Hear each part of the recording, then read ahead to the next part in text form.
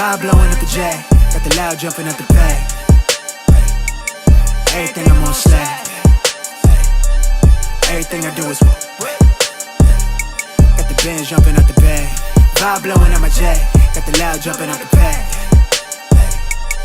Everything I'm on slack. We've been with the Brazilians. This would be the first. They wild, I see. I'm innocent. Bro, you hear that guy?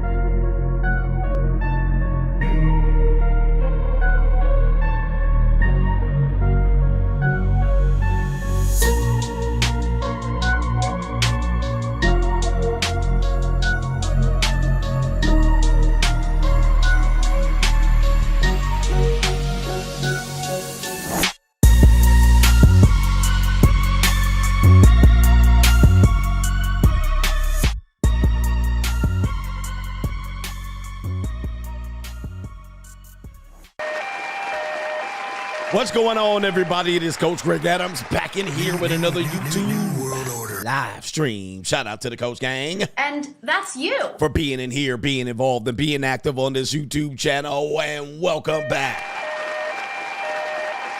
to the Wake Up Show. Part of the Free Agent Lifestyle podcast here on the Free Agent Lifestyle channel. You in here with the Bruce Wayne of this ish. The King of Kings, the King of Content, and the Speaker of Truth, yours truly, the Notorious One, a.k.a. Mr. Coach Alini, better known as the Prognosticator, Coach Thomas. And you're in the Desert Storm bunker with none other than EWF. That is every woman's fantasy in the whole fucking show. I'm the CEO, Negro, of Fixes Binds LLC, the unbinder, the undebatable, the undisputed best entertainment here on YouTube. You can call me Senor Gregorio Graybeard. The ladies love to call me Mr. Third Leg Greg. Was just phenomenal. I'm also the man with no trabajo. I am the Mitch Slapper, the anointed one. Acknowledge me. I'm also the founding father of the After Pill. You're looking at the junior college sociologist, the Morpheus of the mating matrix, the chocolated Confucius, the Black Moses, the deliverer. I'm also known as the man that walks in the spirit of Elijah. I'm the man with more nicknames than anyone in the game, but in case you forget those names, just call me CGA, See God Allah, NIB. The 12-time demonetized champion of YouTube. Shout out to you guys. We got a great show for you today. We got a lot of crime to report. We got murders out here to report. Yes, indeed.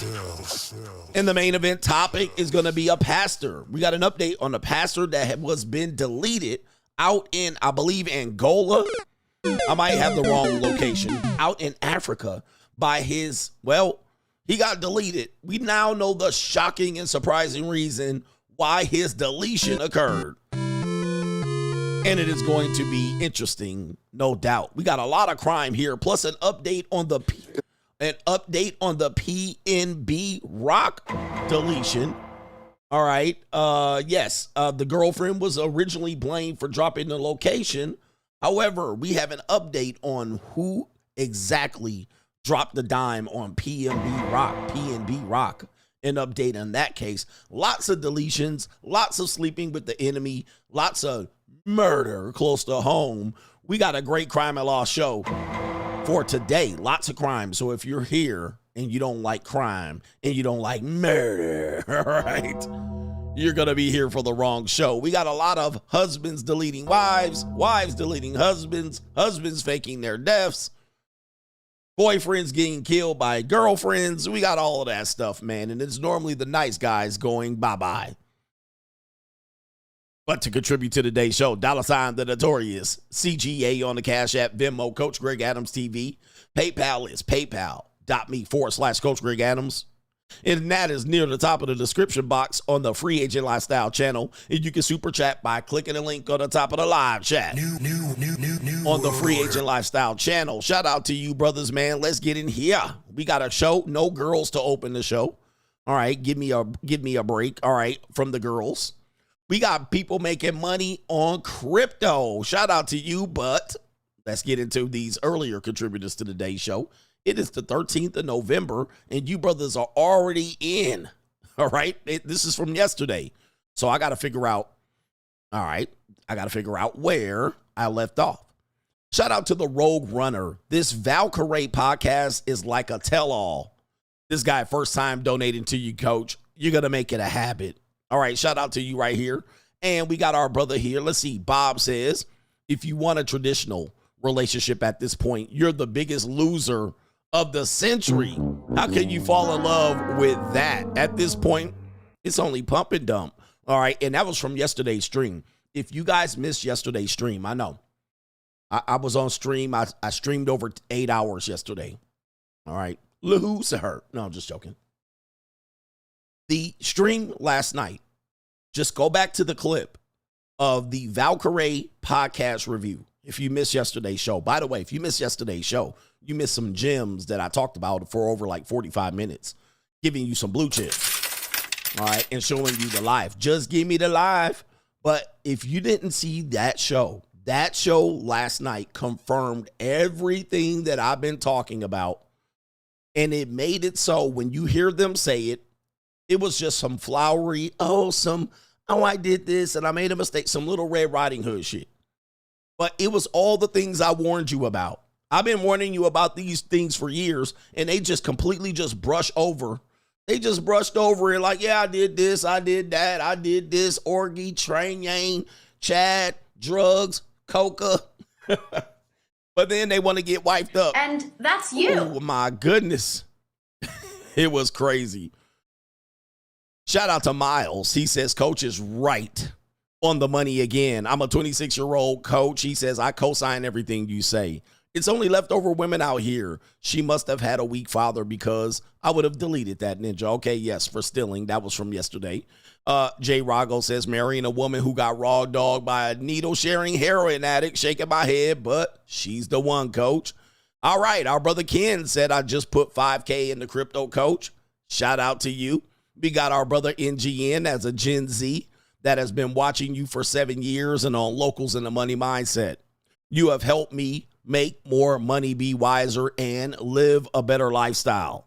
Older divorced men I meet are happy I know the game of life as a Gen Z, and I owe it to men like you and Aaron Clary. Shout out to him as well, and shout out to you. He also says, what I realize is, as I make more money, he says, I've stopped caring about having material things once I reached the point to be able to buy it. Yeah, yep. Once you have the money to buy it outright, it doesn't mean very much. I just care about working and making more money. However, I've been more cautious towards women. It's just a common mindset. Yep, because as my book said, you got more. You actually know what you're going to lose when you're dealing with them. All right, so yes. You'll be more cautious. We have an older gentleman talking about that later on in today's show. Shout out to No Government Name. Also, your rant at the 3 hour and 41 minute mark of yesterday's morning show. Coach, you are right. No one can do that kind of performance. No need for reaction videos. Just coaches ranting for an hour makes absolute sense every moment. Here's some money for some gasolina. And some more gasoline. He says, now I know why the errors are happening on this. He says you have to type it in 11 times before it goes through. Something wrong with this particular site. He says it's not easy to work very smoothly. Shout out to you. Thank you for letting me know that, because I actually like that feedback. All right. I like that feedback. All right. I appreciate that, man. That lets me know what's going on here. What's going on here? All right, something I'm noticing. Maybe I need to refresh the screen. Okay, all right. No Government Name SD, just another coffee for you. Going in yesterday on how compound interest frees you and how rich people never stop working. They love the game. Thanks, coach. They're passionate about what they do. They're passionate about what they do. Shout out to I See What Happened. No government name. Holy mackerel. Let me get this going here already. Everybody listen. I'm rich, bitch. I'm rich, bitch. I'm rich, bitch. I'm rich, bitch. Shout out to No Government Name with the quadruple sponsorship early this morning. Shout out to this brother out here. And he doesn't want his name heard. Just a small token for the consistency. Shout out to you, my goodness. Help me, Lord. I was wondering what happened. Now it all makes sense. Oh, my goodness, sir. All right, appreciate you early in the morning. Dropping your bag. It's already a great day. All right, today was a good day. Shout out to you, and you don't want to be mentioned, but I appreciate that token of appreciation. And again, top 1-2% making a difference and an impact already. Shout out to you, and check this out. These brothers are making money on the back end. They've been making money for the last week. I know people that have made $5, $10, $15, $20,000 over the last week just on their investments alone. Yep, they've been making money. All right, and y'all been sitting out on the sideline. 100% appreciate you, No Government Name. Corey says, good morning, coach. Appreciate you, Corey, for being here again. All right, with the support. And shout out to our brother Joshua Moon says, focus on your money and everything will get better. Yes, more money, no problems. You go from 5-figure problems to 6-figure problems to 7-figure problems. 100%, man. Shout out to you. Y'all made big money this week just putting it in there. And where's crypto at this morning? All right, anybody got a coin gecko for me? Where are we at this morning? $92,000 on Bitcoin right now. Woo! Up 24.7% over the last few days. Bitcoin to 100K by the end of the day. Certainly, possibly by the end of the week. All right. Yo. All right, boy, I tell you, man, listen, my Bitcoin looking good. I got to sign into my Bitcoin right now as I speak. Bitcoin at 93. It's at, 92.9 right now on my screen. 93K. Was sitting at 67K the day before the election. Countries are putting in their money right now. But y'all didn't want to join the money mindset. All right, we talked about these things, man. Yo, we got another sponsor to today's show. Sometimes, man, you got to show up to work. All right? You got to show up to work. Let's get another sponsor in real quick. What's going on? I'm rich, bitch. Hakeem S. says, good morning, coach. Thank you for your inspirational segment yesterday. I take a more aggressive approach when it comes to investing. I invest 90% of my checks. I am 3 years shy of becoming a millionaire. There are days when I think about spending the money on something random. Yesterday was one of those days. After watching the segment, it kicked myself back into focusing to reach that point. It showed that I'm headed in the right direction and at life, I can start living too in a small amount of time. Thanks for the pep talk. It came at the right time. Shout out to you for the sponsorship. Our brother Prince. Hakeem is in the building. Shout out to you, man. Yo, just understand, man. We're trying to help brothers out. All right. And I'm helping you. You help me. And this brother right there has got some help. A lot of brothers have got some inspiration, direction. And as we say, we're going to make some millionaires watching this show. There's going to be some millionaires. We said, 5 to 10 by the time I'm doing YouTube or done doing YouTube. All right. Somebody says, damn, how Ninja's paying bills. Hey, man, watch this. Watch this, gentlemen. Stick around. The money mindset is where it's at. All right. The blue chip mindset is where it's at. Y'all putting y'all priorities on cold approaching hoes. All right. We ain't doing that over here. We ain't doing that over here. All right. We actually putting our lifestyle first. We're putting our lives first. You got to have the discipline, the consistency. That's what the brother, no government name, rewarded me for. He said the consistency. It means everything. And I demonstrate that every day. I demonstrate that every day. Do you know how many people, how many YouTubers do you see just every day? Same time, same schedule, all right, without fail. I mean, it's hard for even people to do it, and they have an audience, right? They rest on their laurels. They're distracted. They're going through a divorce. They're married. They got a girlfriend. They want to go to dinner. They want to fuck. Dude, I put everything else comes after this. Even the JUCO comes after this. I'll be like, man, F that girl. All right. Yep. Especially when dudes, we tell you, man, what is one of the biggest cheat codes? When you pay your living expenses months in advance, big cheat code. It's a life changer. It's a life changer. You pay your rent, 6 months ahead, a year ahead. You're going to stack like crazy. But of course, in order to do that, you got to sacrifice big time leading up to that. And I mean, you got to put your nose to the grind. You got to just be like, sacrifice, sacrifice, sacrifice. Then pay your rent 6 months, a year in advance. Game changer. Then all of a sudden, or your mortgage, double pay your mortgage. Then you pay your mortgage back in half the time. I'm all for that. Then all of a sudden, you don't have that expense anymore for the next 15 years. You paid your house off earlier. All right. It is a game changer. Then you see all that money that would have gone to your rent, $2,500, $1,800, $3,000, $4,000, whatever your rent is. You see all that money doesn't need to leave your bank account. It just stays in there. Right? You're like, whoa. And then it accumulates over a year or over 6 months. Then you pay the next one in advance. It's a game changer. Right? When I did that, that literally set me on a path to be able to get the 911. Uh-oh. That put me on a path to be able to get the 911. See, people don't realize that was a sacrifice. All right. I was like, oh, you know what? Let me do this. And I kept my nose to the grind. And how you get that? How are you able to afford it? Well, the year before I bought it, I paid my rent in advance, a year in advance, so that I didn't have that expense. And of course, I was living in Newport Beach, so that rent was a lot of money. It was a lot. It was like over $4,000 a month.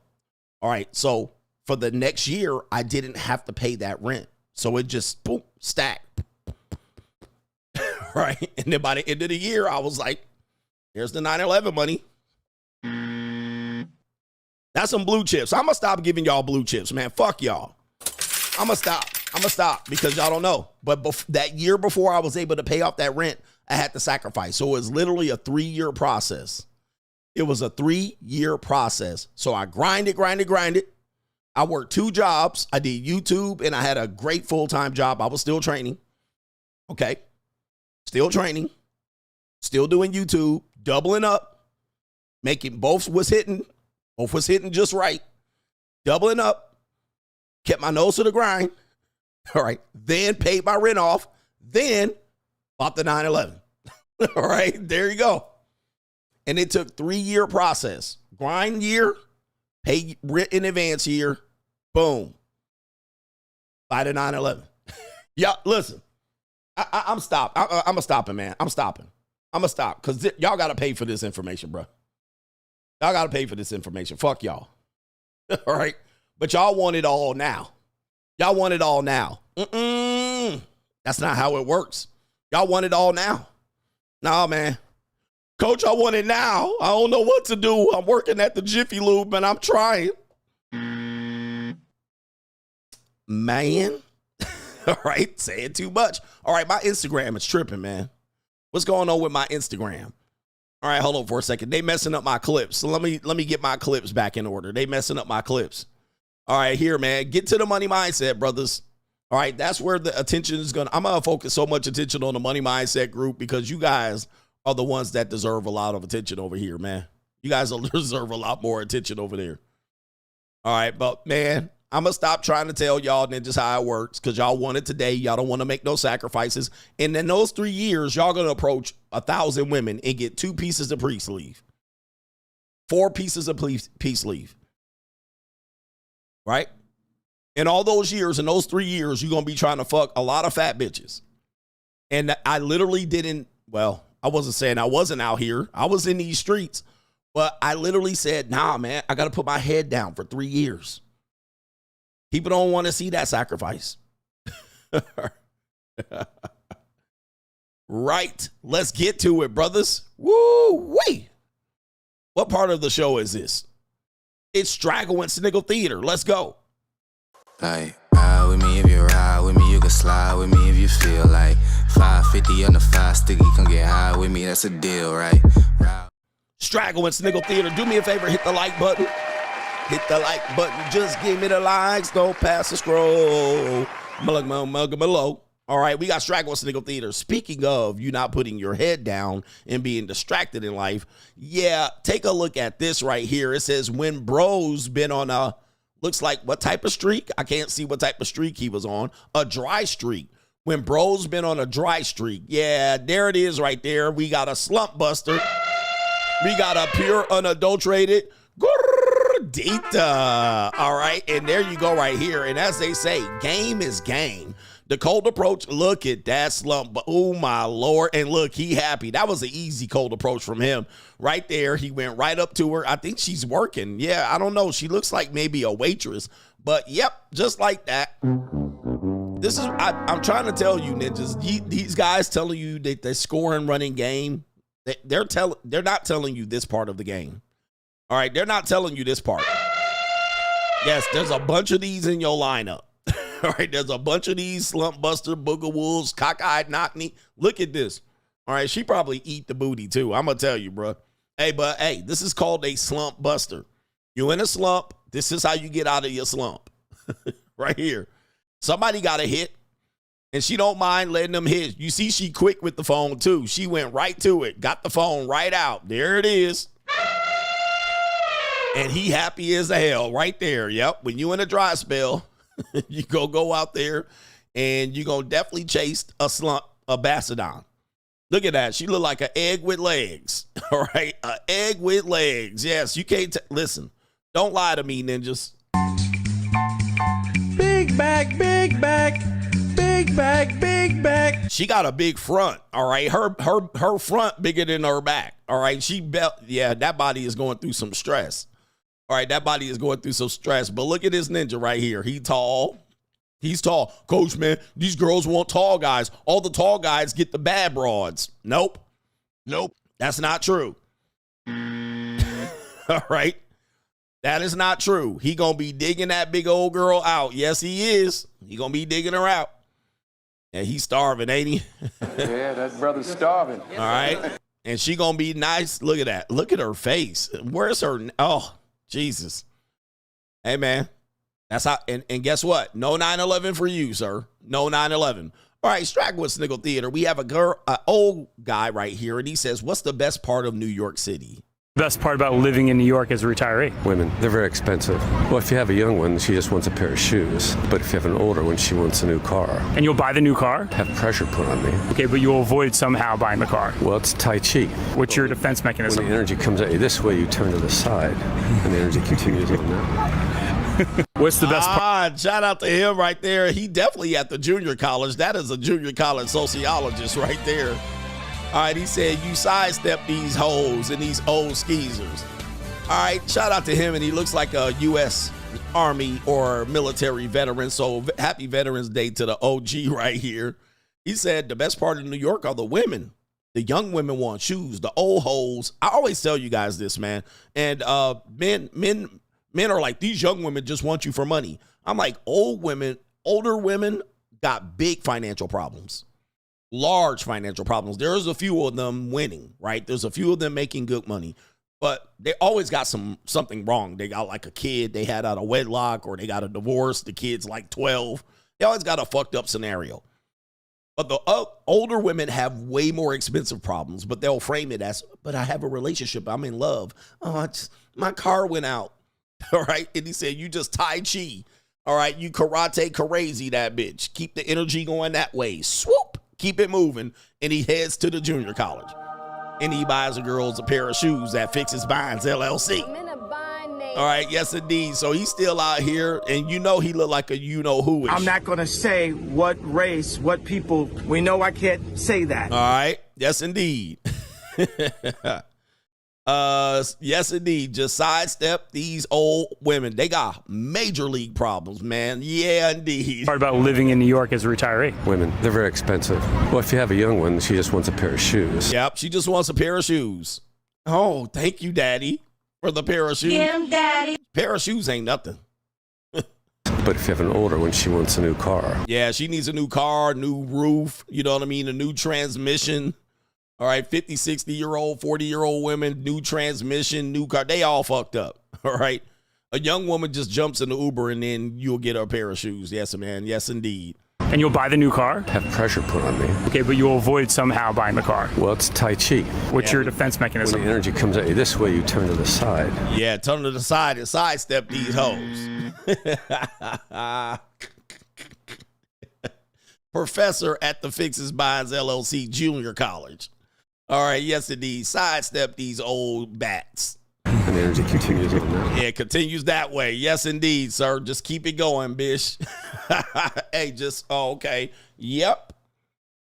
Hey, I never would put money on an old woman. Never. Like, dude, I would never Fixes a buying on an old broad. All right, hell no. All right, if an older woman asked me for $20, I would be like, hell to the no. You know what I could do with a younger woman with this $20? All right, Jesus. All right, anyway, yo.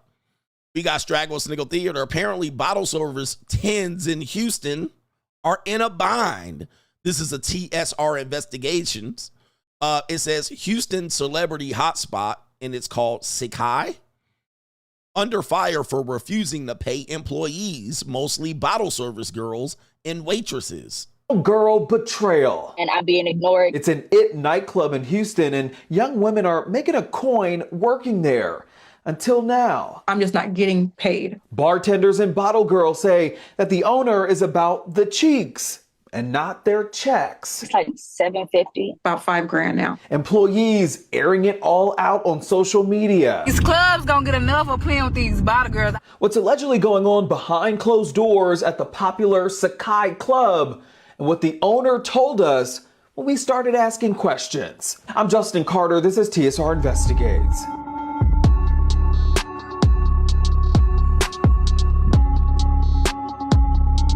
Kevin Hart, Carisha, Natalie Nunn, Sexy Red. You just never know who's going to pop up at Sakai. It's well known in the Houston area as the nightclub with the swimming pool inside. Daytime or nighttime, you can often expect. All right, let me stop it right there. These the tens in Houston they always tell me about here. These the tens in Houston. There they are right there. Yeah, these aren't tens. I don't know what you're talking about. They're not bad, though. They're a nice piece of junior college calico. Yeah, these aren't bad looking girls. Tens, I think not. All right, she got a little side boob. These definitely single mammies. All right, let's continue. Female staffers to come serve you, not only. Here's also the tens as well. These are the tens. Coach, man, there's tens out here in Houston. These are the bottle service girls. These are the tens. These are cuties. I see a couple of bad and bougie bras. I like this little one right here. I like the little one right there. You know, I like them small and petite. All right, I ain't like no big-ass, gigantic orangutan bitches. All right, but yeah, okay, these the tens in Houston, y'all. All right, here we go. Only with a smile, but with their bikinis on as well. And we're told, too, that it's really hard to work there. In fact, one woman came forward and told us that she moved all the way from Detroit to Houston to become a bottle girl and a waitress there, oftentimes making upwards of $800 in a weekend. But that stopped in August 2024 when several employees came forward telling us that their payments, their cash tips, stopped while all the partying and the celebrity appearances were still popping 10. Okay, all right, interesting. I guess the owner of the hotspot, he wanted the cheeks instead of paying checks there. They're going to investigate this a little bit further. But yes, we now know where the 10s and Houstons are, right? And that guy right there is definitely going to tell us where it is there. And there she is right there, popping bottles in Houston. There go the 10s right there. Oh, no. Oh, the humanity. Okay. All right. There they are. So hopefully these bottle service girls will get their money. But it sounds like their rent. Your rent's due, motherfucker. Their rent going to be due. All right. Their rent going to be due. So there is Fixes Binds LLC in Houston because the bottle service and the waitresses are. Let you get it through your thick skull that I'm broke. I got it. That's I can get it through my thick skull. All right. Speaking of nightclubs and skeezers, I know we were thinking about it. This woman says, I was in the club with Chris Brown. All right. This woman right here, does she have a name? She has a podcast. I don't know her name. It's a very small podcast. Alexis. Let's call her Alexis. All right. Alexis says this. I was at Club Live and like everybody was going to like Chris Brown and Lil Wayne's hotel after. So then Chris Brown sit next to me, but right before he sat down next to me, I did a bump of. So then I had the courage to turn back to Chris Brown. It's called courage. Yeah, it was. And it was like this. It was like 6 a.m. Like it was like prime time Miami, just whatever. Like, girl, it's time to go. I know. Not to do another bump. So I turned to him. I'm like, Chris, like you shouldn't be smoking Newport. You just did a glide. I said to him, you have such a good singing voice. That's going to ruin your voice. And he just looked at me and started dying laughing. And I turned back to my friend and she goes, Alexis, you have all over your face.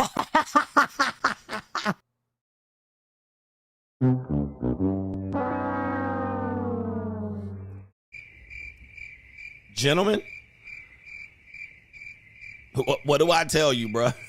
Yo, what do I tell you, brothers? You got to watch out for these. Hey, yo, chill, son. Hey, yo. You got to watch out for these snow bunnies out here. And it ain't just the bunnies. It's all, dude, all the party girls be doing coca. Anytime you have I've been trying to warn you, man. And look, they sitting there just laughing about it. And then they be like, but I want a long-term relationship. I want to get married one day. And that's you. I want to have children. And I want a good, honest man. All right. And they out there when they 22, 24 out there. I'm in love with the cocoa. Goodness gracious. I love this comment. An archaeologist could not dig this story out of me. For real. And they just be, look. That's how they be, dude. And this is what you have to understand about the party lifestyle is the drugs go with it. It's not separate. It's not sold separately. Well, it is sold separately, but it goes with it. Sometimes these women have to suck a little dill's nick to get to the coca. You know what I mean? But hey, look, they just laughing in y'all face. When women go party, that comes with it. Just so you guys know, they don't just go when men go to a nightclub and party, you know, most of us are goofies, right? We ain't in the VIP section. We ain't in nothing. So when it comes to doing the party, we just sitting up over on the side, right? No drugs, no drinks, right? Nothing. We can't afford shit. No weed, no heroin, no Molly. All right. Not the women. They be out there giving it. Having a party. Having a party. Yep. They be having a party. Ha ha ha. And then when they get 30 years old. What happened? Where did all the men go? Yep. There they go. All right. Straggle and Sniggle Theater. We have, let's see, this woman. She says, oh, remember this woman right here? Okay, let's see if you remember this woman. I used to do review videos by her. She was the kind of, she was a Philadelphia Latina / black woman. I can't tell what she is. But remember her? I used to do some reviews on her, and I was like, she a little rough around the edges. Well, what had happened was, like everybody knows, when you go get some Instagram fame, Shaquille O'Neal and Kevin Durant show up in their DMs. There's nothing you can do about it, gentlemen. All right, there's nothing you can do about it. I was like, she cute. You know what I mean? Because we do this as guys. We're like, she all right. And then Shaquille O'Neal, Kevin Durant, James Harden all show up in the DMs and smash her. And we're like, wow. Not only do they smash them, they pay them. Right? And so here it is right here. This is a woman that really fumbled the bag. This woman fumbled the whole bag. So now what's happening is she was giving relationship advice. She was like one of these women that gave relationship advice, kind of like, well, women should do this, and what makes a good woman is this, and what makes a good guy is that. She's kind of one of these women. Well, what happened was Shaquille O'Neal got in the DMs, he paid her, and he fixed her minds. He clapped her cheeks, but she posted him all on the internet. She couldn't keep her mouth shut.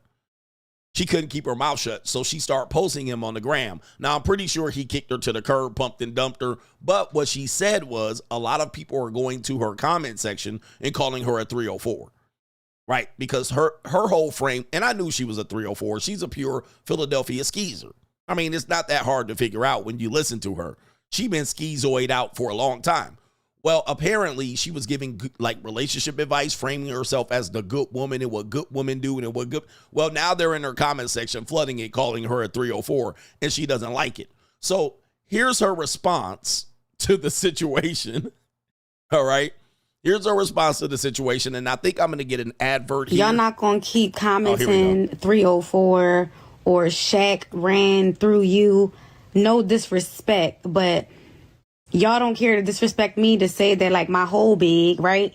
It's not. He don't have that to do that to me. So like y'all gonna stop with this disrespect and understand this man was consistent. This man wanted me.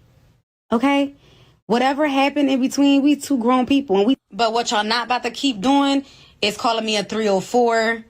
That this was a She sound like a Puerto Rican, too, and she a 304. This girl's been a 304 for a minute, so I know she's offended that people are calling her a 304, but this, you can just tell she a 304. She sound like Cardi B, an intelligent Cardi B.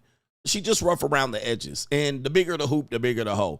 And now you over here talking about Shaq ain't got it like that? Oh, my goodness. Ma'am, did you sign an NDA? She out of pocket, bruh. These women out of pocket. Right? Out of pocket broads. Wowzers. What y'all not about to keep doing is calling me a 304. That this was a transactional. I slept with him for money. The man sent me money before even physically seeing my face. Before he even seen me. I didn't sign no NDA, no nothing. He was adamant. He sent me money long before he ever seen my face. Oh my goodness. This is, dude, I'm telling you, class is everything, dude. This is a strag. You guys got to have a no strag policy. This bitch airing everything out. Wait a minute. You said it wasn't transactional. I believe that's what you said. Then you said he sent me money before seeing you. Ma'am, what do you think the money was for? He paid you in advance. I mean, what do you think the money for? What? He sent me. It wasn't transactional. He didn't pay me for pussy. He sent me money before he seen me. This woman got no class, bro. I mean, Jesus. Hey, man, I'm going to tell you, you will have these women that will be like, yeah, all right, I did that, but I'm not a hoe. I'm not a 304. You're like, hold up for a second then. Wait a minute. Who are you? What are you talking about? Here, look. Is he still sending you money? I think not. I slept with him for money. The man sent me money before even physically seeing my face. Before he even seen me. I didn't sign no NDA, no nothing. He was adamant. He sent me money long before he ever seen my face. Understand that. This was not me sleeping with Shaq for no money. He came around. He was consistent, so I gave him the time, and it just didn't work. And what else did you give him? When I start selling pussy, I don't want to hear it. All right. Did you give him the poom poom? Yes. Don't drag this, because the truth will set you free. She mad as hell. Dude, you can tell this woman a skeezer. I mean, listen, and it's okay if you a skeezer. The thing is, here's the reality of it.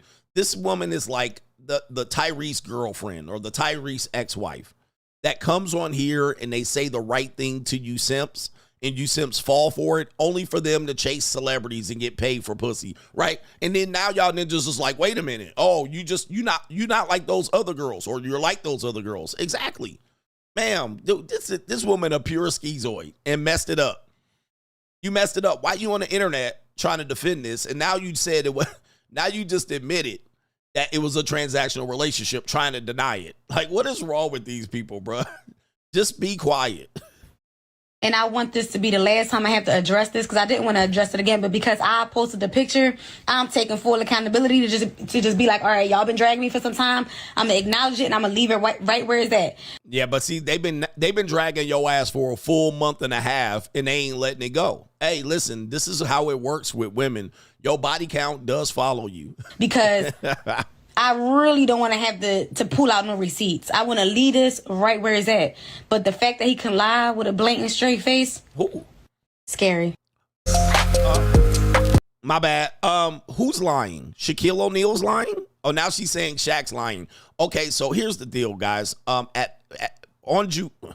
Here's the deal. I'm telling you guys got to be careful who you mess with, even at the junior college. All right. So let me just drop this link in here for you guys. When we tell you about the JUCO, you can't just take any old woman.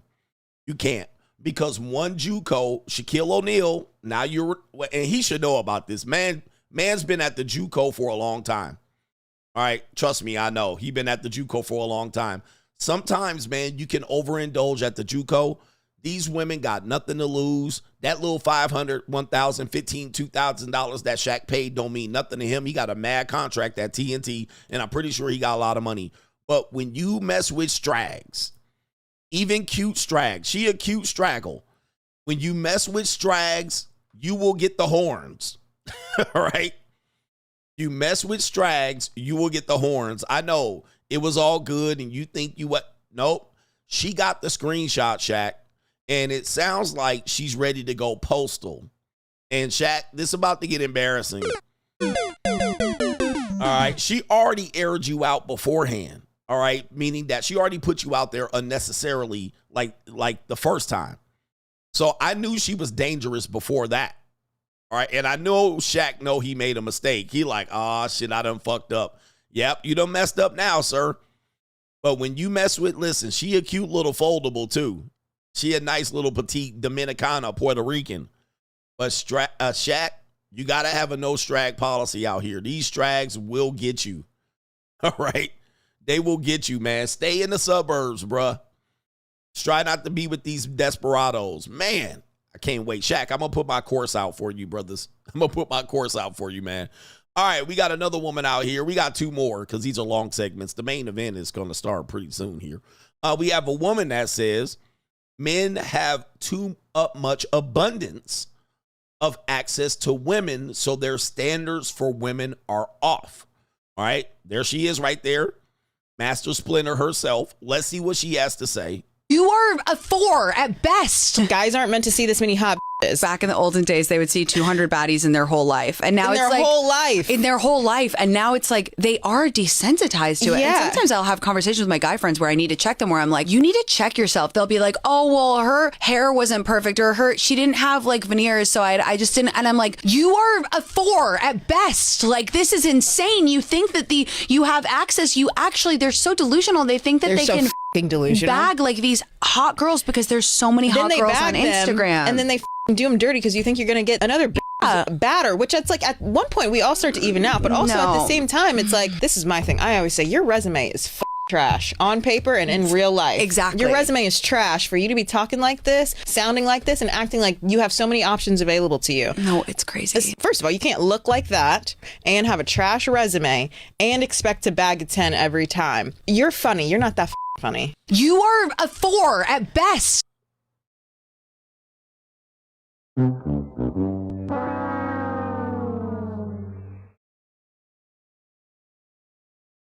Oh, my glass is way over there. Ma'am, I know you ain't talking about a 4 at best. This sounds like pure projection. This is pure projection. Man, you're a 4 at best? Ma'am, are you talking about yourself? I mean, you guys definitely talking about yourselves here. This is all projection. This is all what men think about how women date. What in the hell are y'all talking about? What? And they're talking about in here, in the olden days. Why do y'all always want to go back to the olden days? In the olden days, Ninja, we going to the future.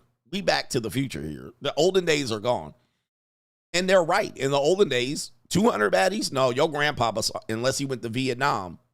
And I don't want to, do I watch this video about Vietnam and the grapes that happened there? Oh, it was, I don't even know if I want to, I might bring it to you guys one day. But anyway, your grandfather, your great-grandfather, they didn't see 200 baddies their entire life. They only saw maybe 50. All right, yes, we see all these baddies on the internet. So they're right. They're right. We definitely have that. But the women are having this too. But let's just keep it back on their talking points because we're calling them projecting right here. You're a 4 at best. Okay, 80% of the men are not messing with the majority of women. 20% of the men, we know this. 30% of the men are messing with the majority of women. So who are you talking about? You're talking about the top tier men or the men at the bottom?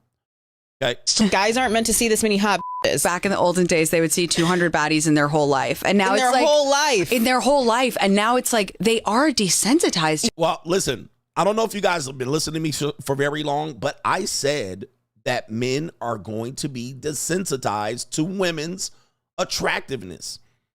I said that a long time ago, but hit the like button. I said men are going to be desensitized. It's this argument where women are like, why aren't men impressed with lingerie? You guys wear lingerie everywhere. You guys wearing your underwear and drawers everywhere. You guys are wearing long-ass leggings with your peace sleeve, huff, muff, knuckle out. We seeing all that. You guys got your titties out on Instagram. Men are desensitized to this thing here. So every woman has got their titties out and wearing leggings, got their ass out. Instagram, in real life, men are desensitized to this shit. Sometimes men are just outright annoyed about it. Now, it's going to be hard if all the women are dressed like this. It's going to be hard for you to stand out. So now, all of y'all look like skeezers and hoes. And then, yep, I can get one of these skeezers or hoes at any time we want. Yes, men are desensitized by women's beauty. Yes. Now, not only that, because of social media, once we pick up our phone, y'all all over the place. Now, I know on your social media, ladies, you don't see it. But when you sign up as a male on a social media account, all right, and you go to any For You page or anything, suggested post, you can be completely innocent and only follow sports. And you will have pussy on your For You page, right? Titties, ass, pussy. TikTok, same thing. YouTube short, same thing. They know who's signing up. They ask you, are you a male? They know who's fucking swiping. And all it takes is 1 or 2 clicks. Now you're getting your whole For You page decorated. Now, with that being said, yep, and then you got the gym. Women walking around in the gym half naked. Like, come on. All right? We don't have time for this shit. Then when we say something to you, it's catcalling and harassment. Okay? It's catcalling and harassment. All right? So please, for the life of me, gentlemen and ladies, will y'all get it together? It ain't going back to the olden days. But these women in here acting like they have the abundance, and you will find that the men they're talking about are the top 10 men, the top tier men.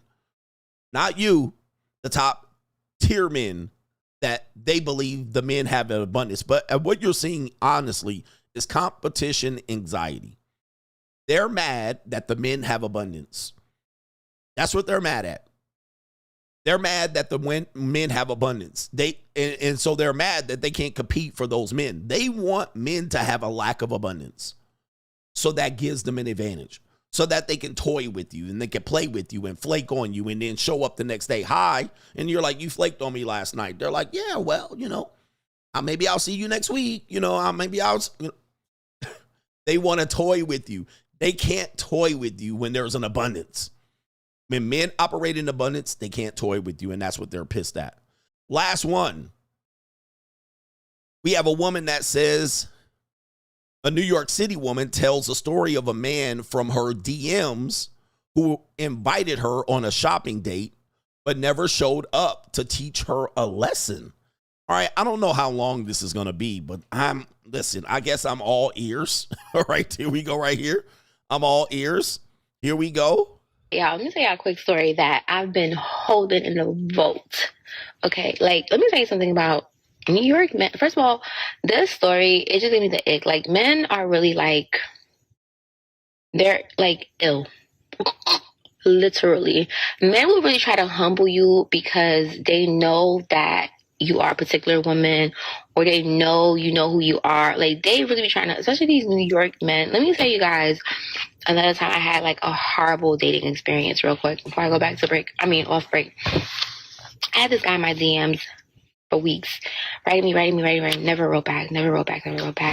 So one day he wrote me, he was like, what shoe size you wear? So I'm not gonna lie, that got my attention. Bitch, what you mean what shoe size? What you got for me? All right, you see that?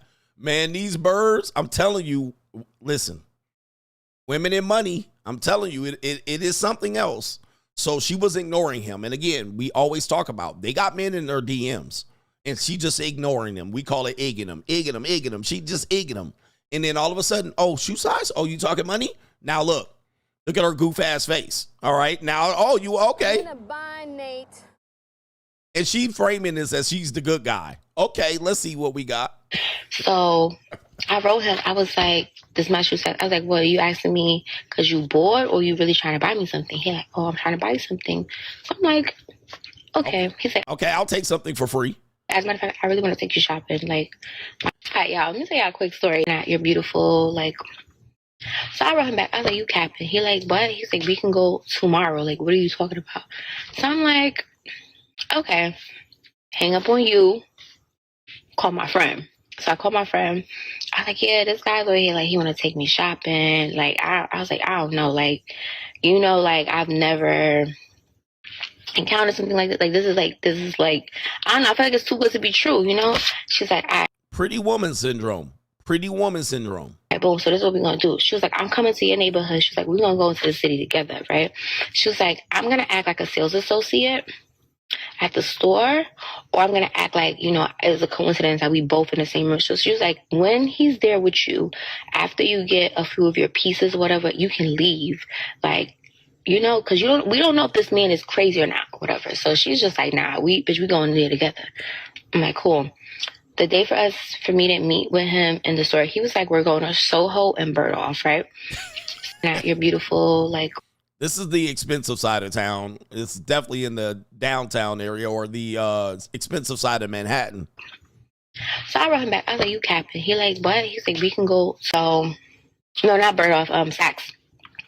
So he's like, oh, we're going to go to Saks. We're going to go to Soho. I'm like, okay, cool. She ain't never been over this area before. All right. There's a lot of who-ishes over there. She ain't never been on this area before. Certainly, she has never had a guy treat her like this. So she fell for the okie doke. So he's like, meet me in Saks. So the day come for us to go out to do the shopping. It don't happen. Something happened on his end. So I'm like, oh, I'm calling his bluff. I'm like, oh, this man is just full of shit at this point. Blah, blah, blah. Now, 2 weeks go by. He texts me. He's like, yo, when are we doing this? Like, so now I'm like, where's the story going? Maybe he's not bullshitting because I never brought it up or anything like that. I literally text him, good morning. He like, well, I'm getting up right now. He's like, what are you doing? I was like, at my end, I can hear cars. I think he was drunk. I always think you're sketchy. They probably think you up to no good. That's how these people are. Like, they profile you.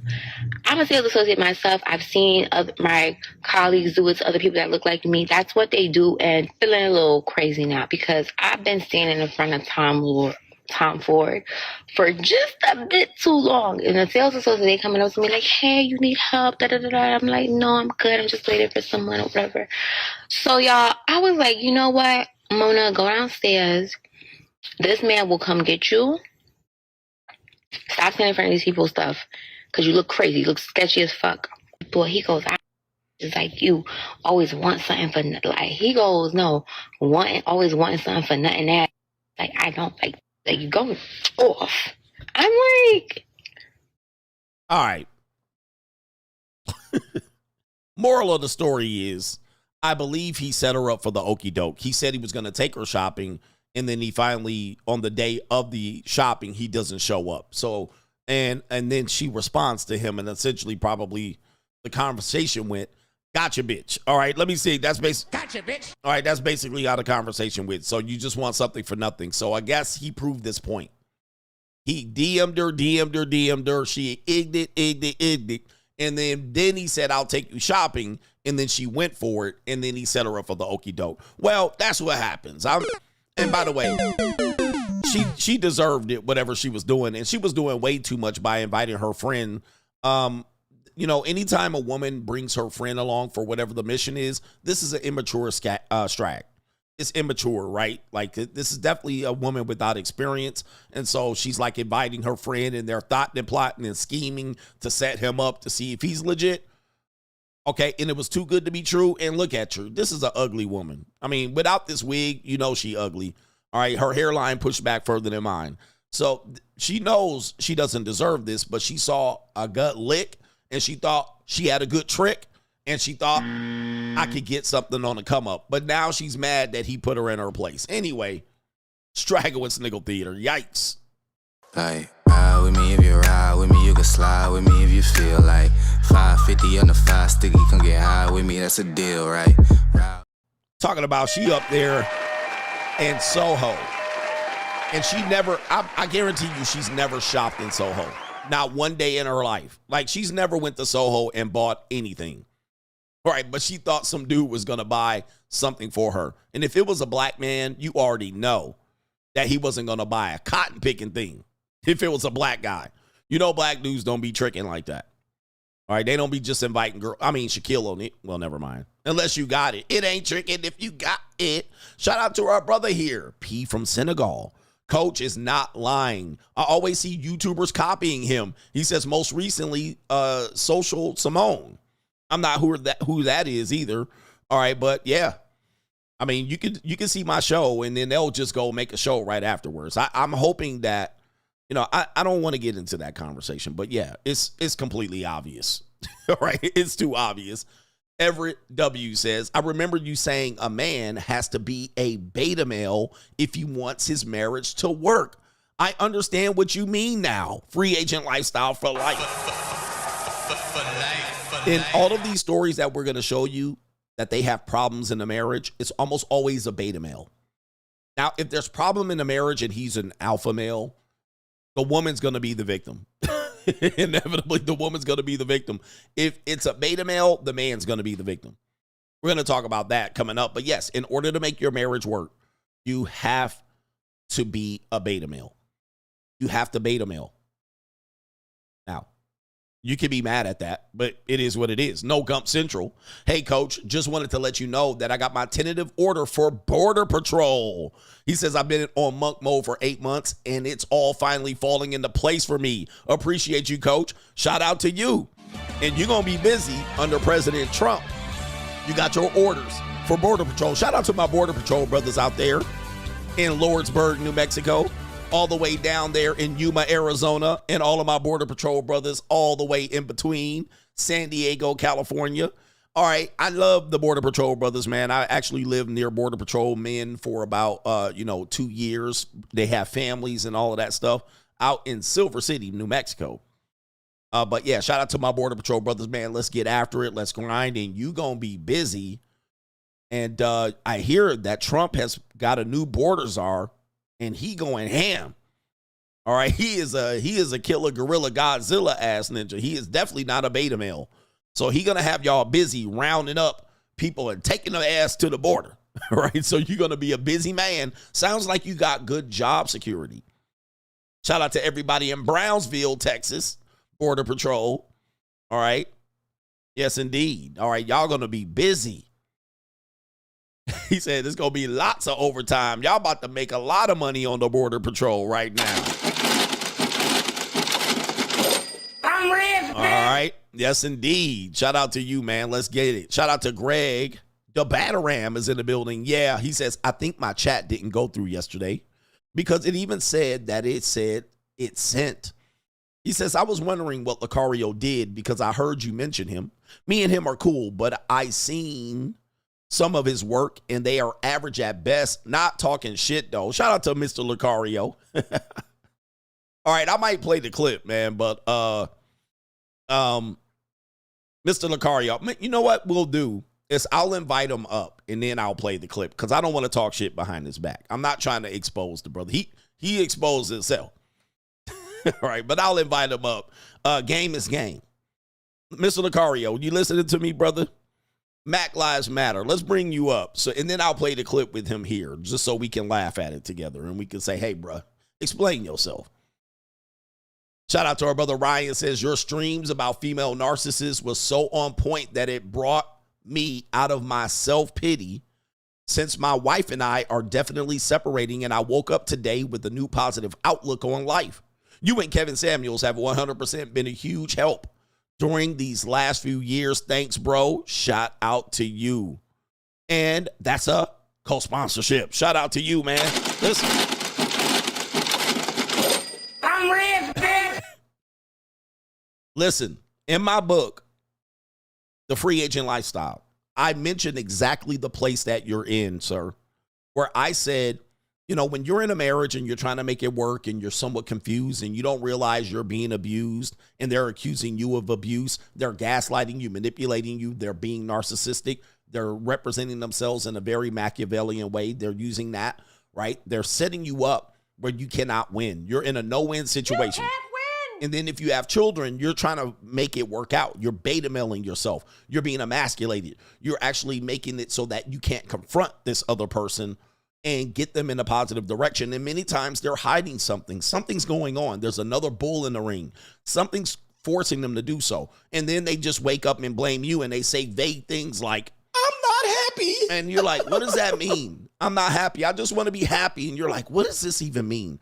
Well, it brings a dark cloud around you. Sometimes it makes it, everything's gray around you. You get tunnel vision. You cannot see in front of you. Now, when you finally take that step, and you realize that you're being gamed, you're being manipulated. When you finally take that step to walk away, you know what happens? And I wrote this in my book. I've never seen the cloud so fluffy and white. Remember I wrote this? I've never seen the grass greener. I've never seen the sun as golden and crisp. I've never seen the sky so blue. I've never seen the sun so bright. I've never seen it because you've been in just a dark space. And then when you're in these situations, I'm giving these counsel to men and they're quiet. They're listening to me and they're relating. You think, and I got some 22-year-old simp in here asking me about love. But I'm really counseling men behind the scenes and they're listening to me and they're like, damn, you're connecting all the dots. You're connecting the dots. You're making everything make sense. And then now you can see it. You don't even have to mention anything to your wife or your girlfriend. You can see it. You're like, wow, this is everything CGA was talking about. This is why I do what I do. That's when you realize you're in a fucked up situation now. You're in a fucked up situation. But when you leave that and you look outside and you ain't never seen the sun shine like that, you ain't never seen the ocean so blue, everything start to look so good. And let me tell you something. You're going to be better off without that bitter bitch. Just dump that bitch. You're going to be better off with her. Your life is going to be way better. I know it don't seem like it right now, and you're going to go through some trials and tribulations. You're going to go through some dark, tough times. She's going to try to drag you into the abyss with her. She's headed to the abyss. She wants to go down. She's being led by her feelings. She thinks she's going to be better off. She thinks she's going to have the better life. She thinks she's going to meet the rich man, and she thinks she's going to meet the Chad or Tyrone that's going to be better than you. That's what she thinks. It's not going to happen. She might remarry, but it's going to be to a beta male simp. All right. You, on the other hand, 3, 5, 10 years later, only time will tell. You'll have a better life. You'll have the better outcome. And you'll look back and you say, damn, I should have left this bitch 4 or 5 years ago. Okay. That's what you're going to say. I should have left that bitch 5 years ago. I would have been better off. You're going to be like, what the fuck was I doing? That's if you have the guts. You gutless cowards. That's if you have the guts to leave. Because you being gamed. You being gamed. You're like, I should have left that bitch a long time ago. She was a piece of this dead weight piece of garbage. All right, what the fuck was I doing? That's if you wake up. Most men don't wake up. They'll sit there 3, 4, 5 years, 7 years trying to make it work. They could have dipped 10 years ago. They put in 7 years after the shit was off the rails. You're like, what the fuck was I even thinking about? And don't do this, because this woman brought this up yesterday. You think that woman is the most beautiful woman in the world. Okay, dump her. And then look back at her picture 10 years from now.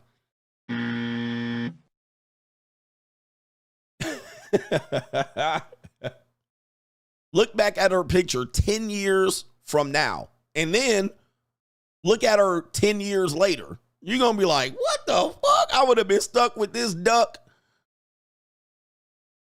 I done folded up women way more better than her. You know what? The things women have done to me, I'm glad I left my marriage, because these women out here is freaky deaky hoes. They never would have licked all of the, I can't even talk about it. This is a family show.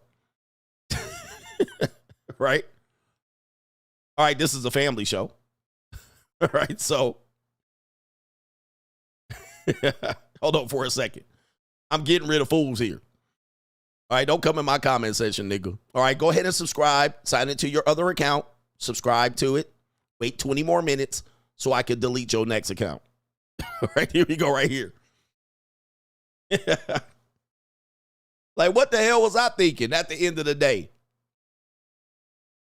Y'all out here trying to negotiate with some slump busters. All right, come on, bruh. The things women, the beautiful women that I've been with since then, oh shit, I was like, what the hell was I doing, Ninja? What the fuck?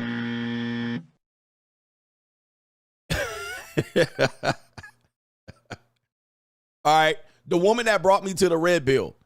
The woman that brought me to the red pill, all right, which wasn't my ex. That wasn't my ex-wife. It was another woman that I was dating after her, after my divorce or after my separation. I see a picture of her. I can't even look at this picture because I thought that woman was the world.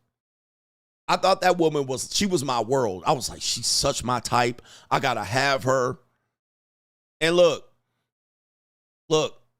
I see that picture of her now. We took a picture together at a baseball stadium. I see that picture right now, and I be looking like, nigga, what was you thinking? What was you thinking, bruh? Like, this the woman that was toying with you?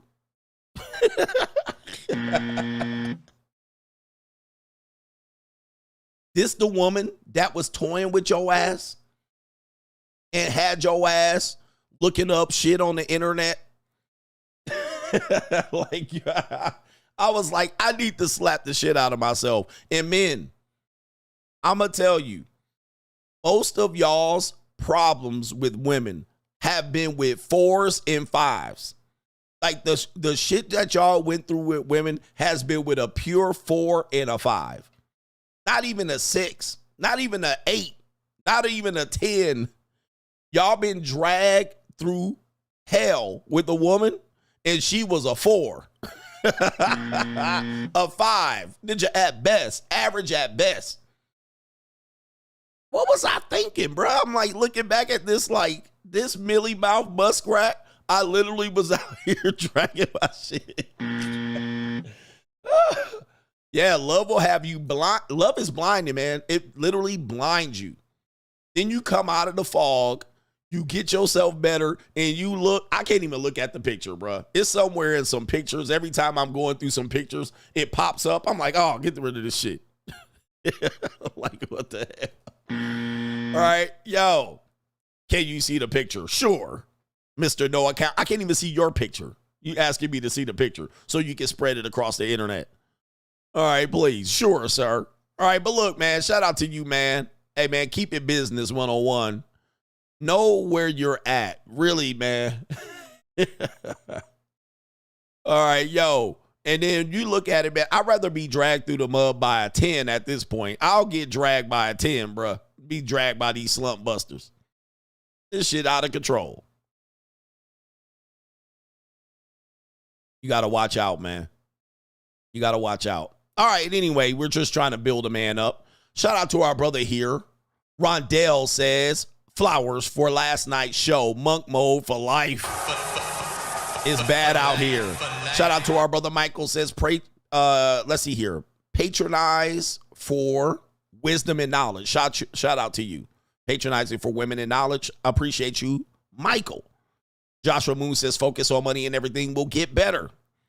Hopefully I'm reading that right. Hopefully I'm reading that right. Oh, my goodness. And that's the story. And that's why I'm one of the realest content creators here in this space, because for me, I tell you things you can relate to. I'm not the type of guy to get in here. I never had a problem with a girl. I never had a problem. I've been batting 1,000. All right, I was pimping hoes. Hoes was bringing me candy in the 5th grade. All right, I was putting hoes in the track in the 9th grade. You know how ninjas jump on the internet and talk like that? You like, I want to be like you. All right, I never had a problem with a girl. All right, you like, what? I always kept my hoes in check and in pocket. Like these dudes that you know clearly be lying. You're like, bruh. Like you cannot get female knowledge without failure. You got to know what you're dealing with. And normally you got to get bonked on the head. I always had these girls doing what I needed to do. They was always clipping my toenails and ironing my drawers. These ninjas. I don't get on the internet talking like that because them dudes be lying. I'm like, dude, stop lying, man. Listen, I ain't trying to bust up your hustle or anything like that. But I'm like, oh, Lord. All right, in the 10th grade, I took a 25-year-old to prom. These ninjas. I'm like, man, Jesus. But dudes believe shit like that. They want to believe it. Oh, man, he was out here. He was a pimp, a major league pimp. He was pimping girls since he was in the 9th grade. Okay. But yes, man, you got to get bonked on the head to get woken up. And it's hopefully you don't get bonked on the head many times. Dr. Beto, CGA, the next 4 years of Trump's presidency might be the only chance for us to generate massive wealth. A golden age. Don't miss it. Do you agree? I agree. A lot of people won't agree to that, but I think he's going to make some moves for people financially. Some people going to sleep on it. They too busy getting their feelings hurt. I'm going to put some money on it. All right. Again, I think the wealth gap is going to, the gap between the haves and the have-nots is going to explode exponentially in the next 4 years. And we got to get Donald Trump in the office. All right. You got to get him there. He ain't in there yet. So you got to make sure they protect his neck to get in there. But if you're a financial guy, you're in love with the next 4 years. All right. If you're a guy worried about social politics and all that stuff, hey, more power to you. Fuck social politics. I don't care. I don't care about none of that shit. All right. And I've been not caring for a long time. I don't give a damn about what happened. Hey, ninja get caught in the chokehold. It ain't going to be me, ninja. I don't give a fuck. All right. Anyway, it's just as long as it ain't me. As long as I don't get in the chokehold, I could care less. Right? That's how I care. I mean, that's how I operate. Now, if my family member get caught in the chokehold, I'd be like, well, what'd he do? And I just hope my son don't get caught in a chokehold because, you know, I'll be like, hey, don't listen to the police. Ninja, don't get caught in the chokehold. I'll pick you up at the tank. All right, just, hey, I'll pick you up. I'll bail you out. But I don't give a fuck about no racism or sexism or misogyny or no misandry or I don't give a shit about none of that shit. All right, anyway. I need some money. Ninja, where the money at? I got money. All right, we need to get the transgender and the LGBTQ. I don't give a damn about none of that. All right, none of that. I've been heard that shit for the last 15 years. All right, anyway, it ain't going to impact my life. I ain't got no Duke shooters around me. I ain't got no police around me. All right, fuck all that social politics. I don't give a damn about none of that. All right, because look, to be honest with you, we've been caring way too much about it. And I'm going to ask y'all something.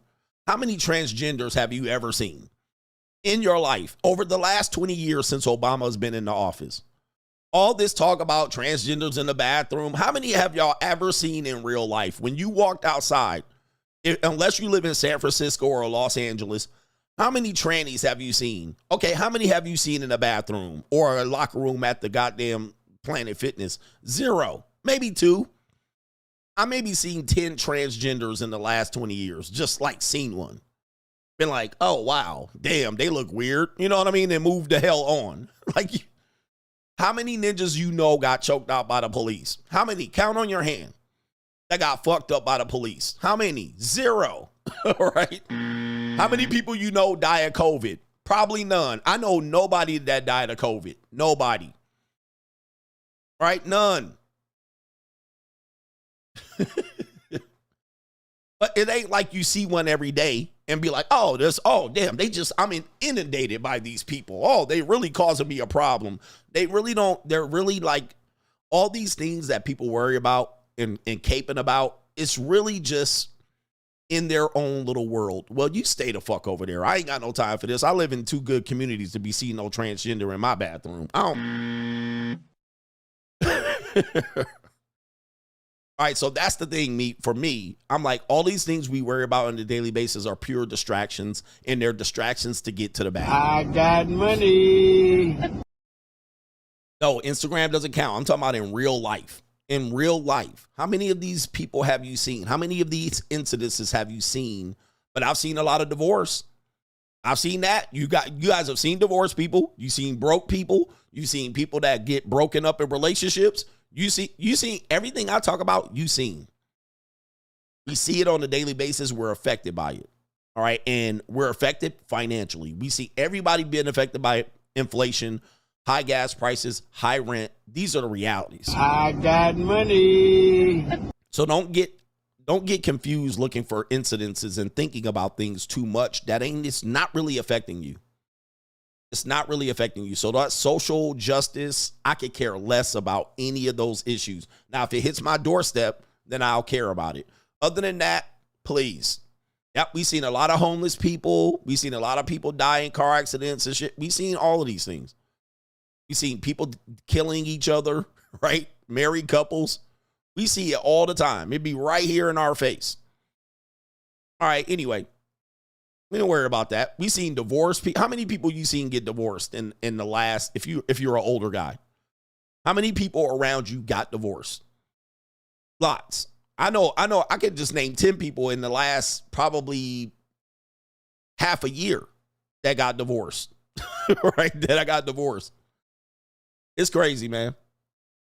So these things are the real issues. All the other stuff we don't care about. That's why Trump get in there and he get into the what? The family, and he get into the money. Let's focus on those. All right, so here we go right here. Did I get everybody? I did. Shout out to you guys. What is this next segment going on? Okay, that's the fake date woman. Oh, it's the evil world we live in is the next segment. Okay. It's an evil world we live in. It's the evil world we live in. This guy right here, this brother right here says he put up a video in support of Kamala Harris. Then he put up a video in support of Donald Trump, and this is what he found. Let me give him his name. His name is the new emerging king, King Rando. Apparently he has, I don't know what he has. He's saying that he has some sort of nonprofit organization or he needs some support for something. But he did I guess a skit basically showing the audience and seeing what video would go viral where he supported Kamala and he supported Trump. Let's let him explain. I made 2 separate videos before the election. One of the videos said I was going to vote for Kamala Harris. The other video said I was going to vote for Donald Trump. And I just wanted to see the mixed reactions from people and how people would react, because I do a lot of work from my hometown, do a lot of work from my community. I work with young boys. And I never said who I was voting for. But I made those 2 videos because I wanted to show people how they are in reality. I made the Donald Trump video and I made the Kamala Harris video. Under the Kamala Harris video, you definitely had some Trump supporters like, well, we understand that you may have a different opinion or whatever, but we still support what you do. Maybe you'll wake up one day, etc., etc. You know, things like that. It wasn't nothing vile, wasn't no bad comments or nothing. I made the Donald Trump video. I got people that unfollowed me. I got people saying they can't support nothing I do no more. I got folk calling me all types of names, etc., etc. But what's crazy is all of the Kamala Harris supporters have become what they accuse Trump supporters of being. When you say you support Donald Trump, y'all be ready to kill him. Y'all ready to burn him at the stake. You calling them all types of names. You're unfollowing me. You don't care what they're doing for their community, nothing. If you support Trump, F you, I hate you so much, etc., etc. But all the people under the post, all the Trump supporters, when I said I was going to vote for Kamala, it was all love anyway. They was like, well, we still support what you're doing. We still gonna donate. We still love the work, even though you don't have to support Donald Trump, et cetera, et cetera. So I've only received hate from the people that call themselves the tolerant side. I've already said this. Apparently, he's somebody say he has a school for boys. He's a leader, teacher, and guide for the X for Boys. No labels necessary. I guess X for Boys is his school. All right, but I've been saying this for a long time. The tide that says they're for inclusion and tolerance are the intolerant people. The people that focus on racism and fixing racism, they're the racists. And it's completely obvious. These people always talk about racism. And I'm like, why are you always talking about it? All right. And they are the ones then that do complete reverse racism, right? And they'll have no problem with being reverse racist.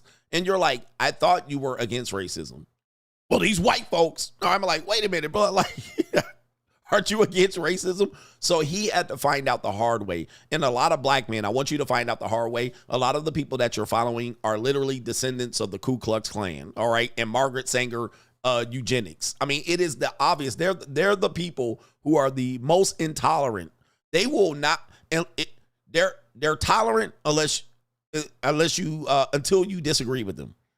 They're tolerant until they disagree with you. Disagree with them, the tolerance goes out the window. All right, so they're inclusive until you disagree with them, and he had to find out.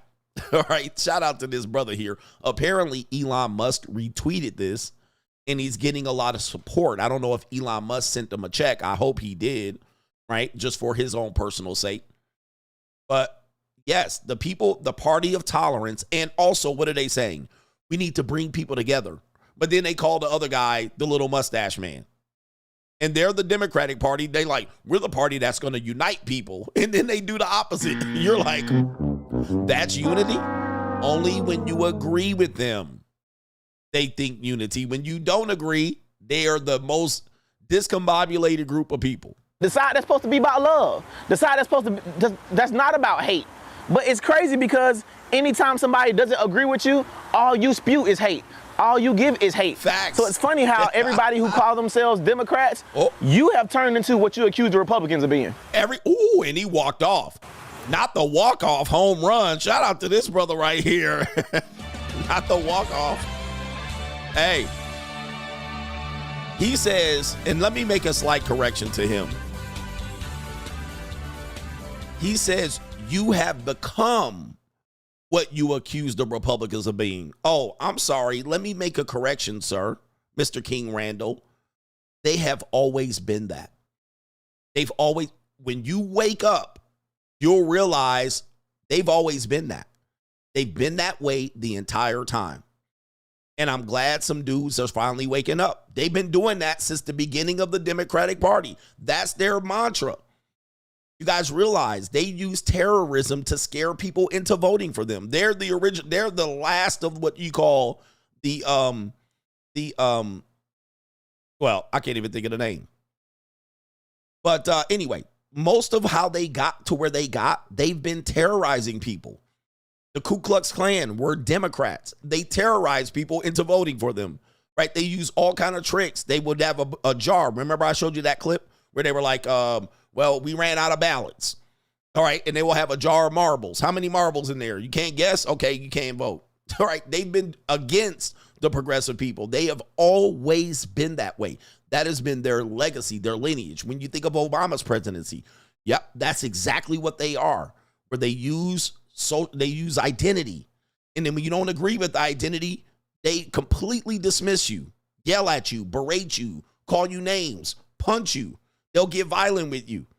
They have always been this way. When you wake up to it, you finally understand. And not that the Republicans are any better, but if you look at their lineage, it is the complete opposite in many cases. They have less than used terrorism.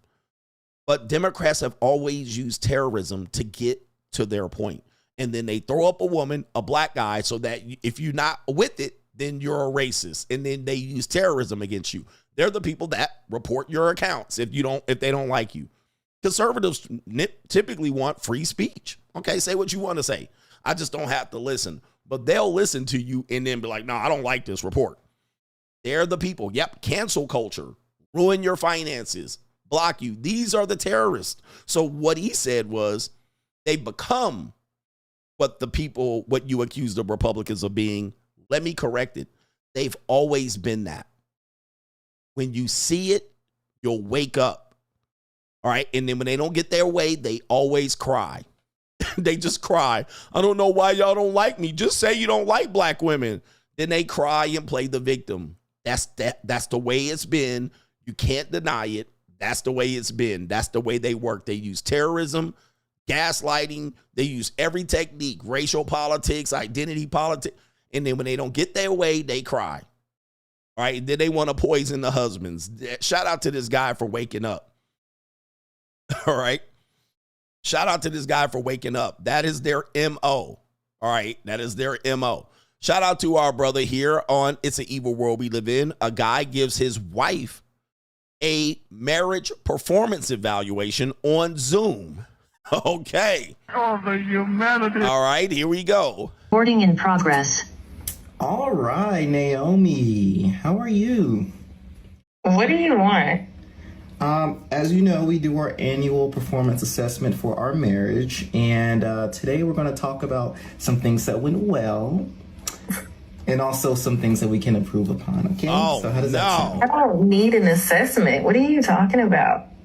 I thought they liked communication. This is great communication here, and of course, he sounds like a beta male.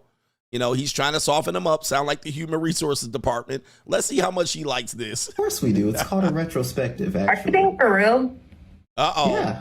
All right, I only have 5 minutes scheduled, and you've already eaten into the positives, so let's go right into the negatives. How does that sound?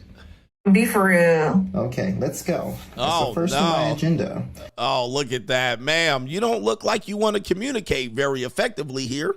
He's not accusing you of anything. We're doing a marriage performance there. So it was on the schedule, and it looks like she doesn't want to communicate. See, the communication is a one-way street. When they want to communicate, then we supposed to talk to them, right? Right in the middle of the kickoff in the football game. Now they want to communicate. You never want to listen to me, but here we go. She don't want to work on it. She's already hostile. She already has an attitude. Her demeanor is shitty already.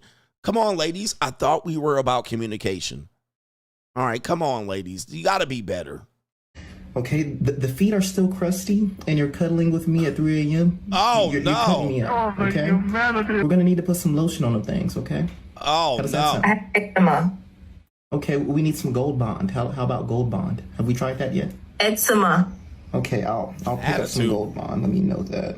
Attitude. Those feet ain't right, baby. Get your feet right, man. That's your husband. He said, get your feet right. And these meetings are meant to be very open and honest. This is a safe space. Yes, a safe This space. is a safe space. I want to really emphasize and reiterate that, okay? Something on the list that we need to work through. I feel like sometimes our house is an Amazon distribution center, the way we get so many packages in and out the day. We're going to have to correct that because I'm seeing it hit the books and it's not looking very good for us. Accountability, okay? We're trying to be open and honest, but we have to be accountable for the things that we do, right? Recording in Yeah, see that, man, ladies? They don't want to communicate. They don't want to communicate at all. All right, look at her. She already scrunched up. The meeting barely even started, and look at her attitude right there. Fix your upper lip, baby. All right? You got to fix your upper lip. I mean, you looking like you fix your bottom lip and fix your feet. All right? He said you cut me up with them ashy-ass toes. All right, the guy right there, man. Poor guy in that marriage. All right, we got It's the Evil World We Live In here. We got a woman that says this is dating in your 30s. All right, dating in your 30s. Let's see what we got. If I go on one more date, if I have one more encounter with a man in his early 30s telling me that what he's looking for is a hustler, that he's looking for a queen to build an empire with, to be hustling for the next 5 years, I'm officially tapping out, because what y'all don't get is us girlies in our early 30s, we've been hustling. We fell victim to the girl boss shit, and we was girl bossing for the last decade. We went to school, we started our businesses, we bought houses, we've been doing this shit on our own. We've been on our independent woman shit. And you talking to me about hustling another 5 years? my mans. I'm trying to have some babies. And you want me out here working too and hustling? You got me fucked up. And that's you. Oh, no. It's always somebody else's fault. It's all Jermaine's fault. It's always Jermaine's fault. Look at that, bruh.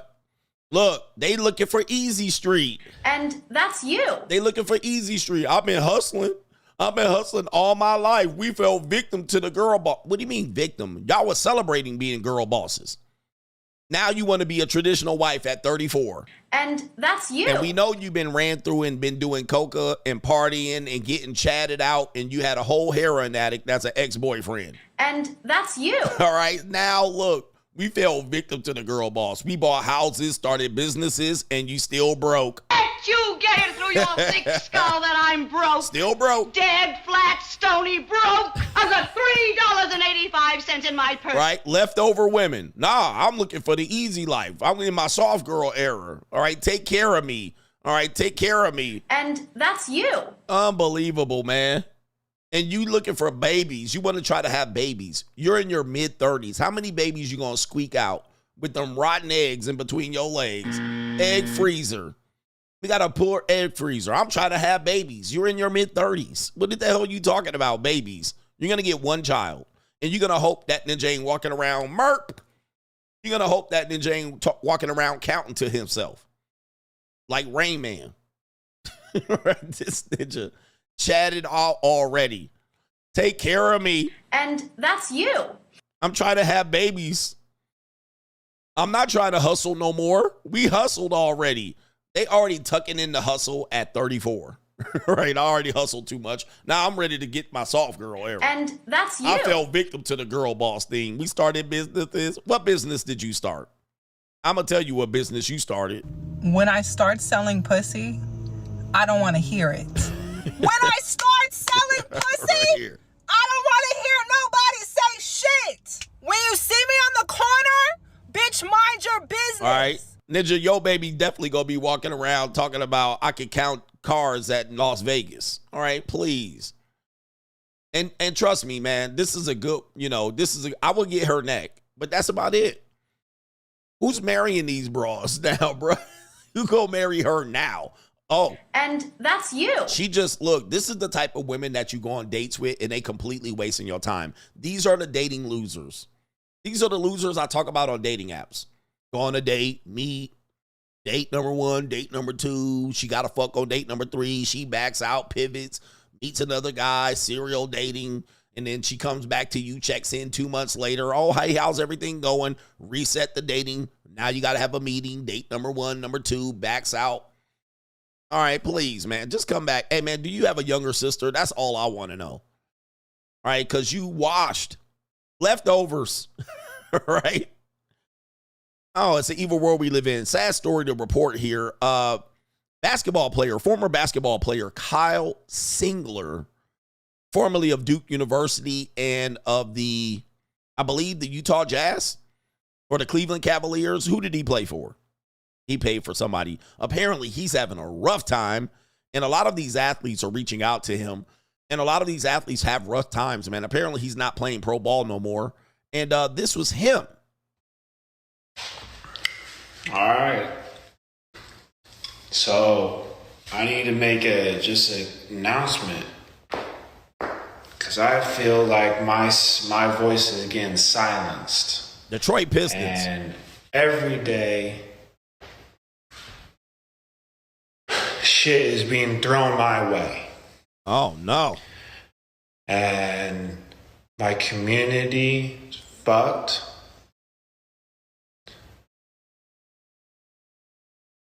I have been mistreated and abused,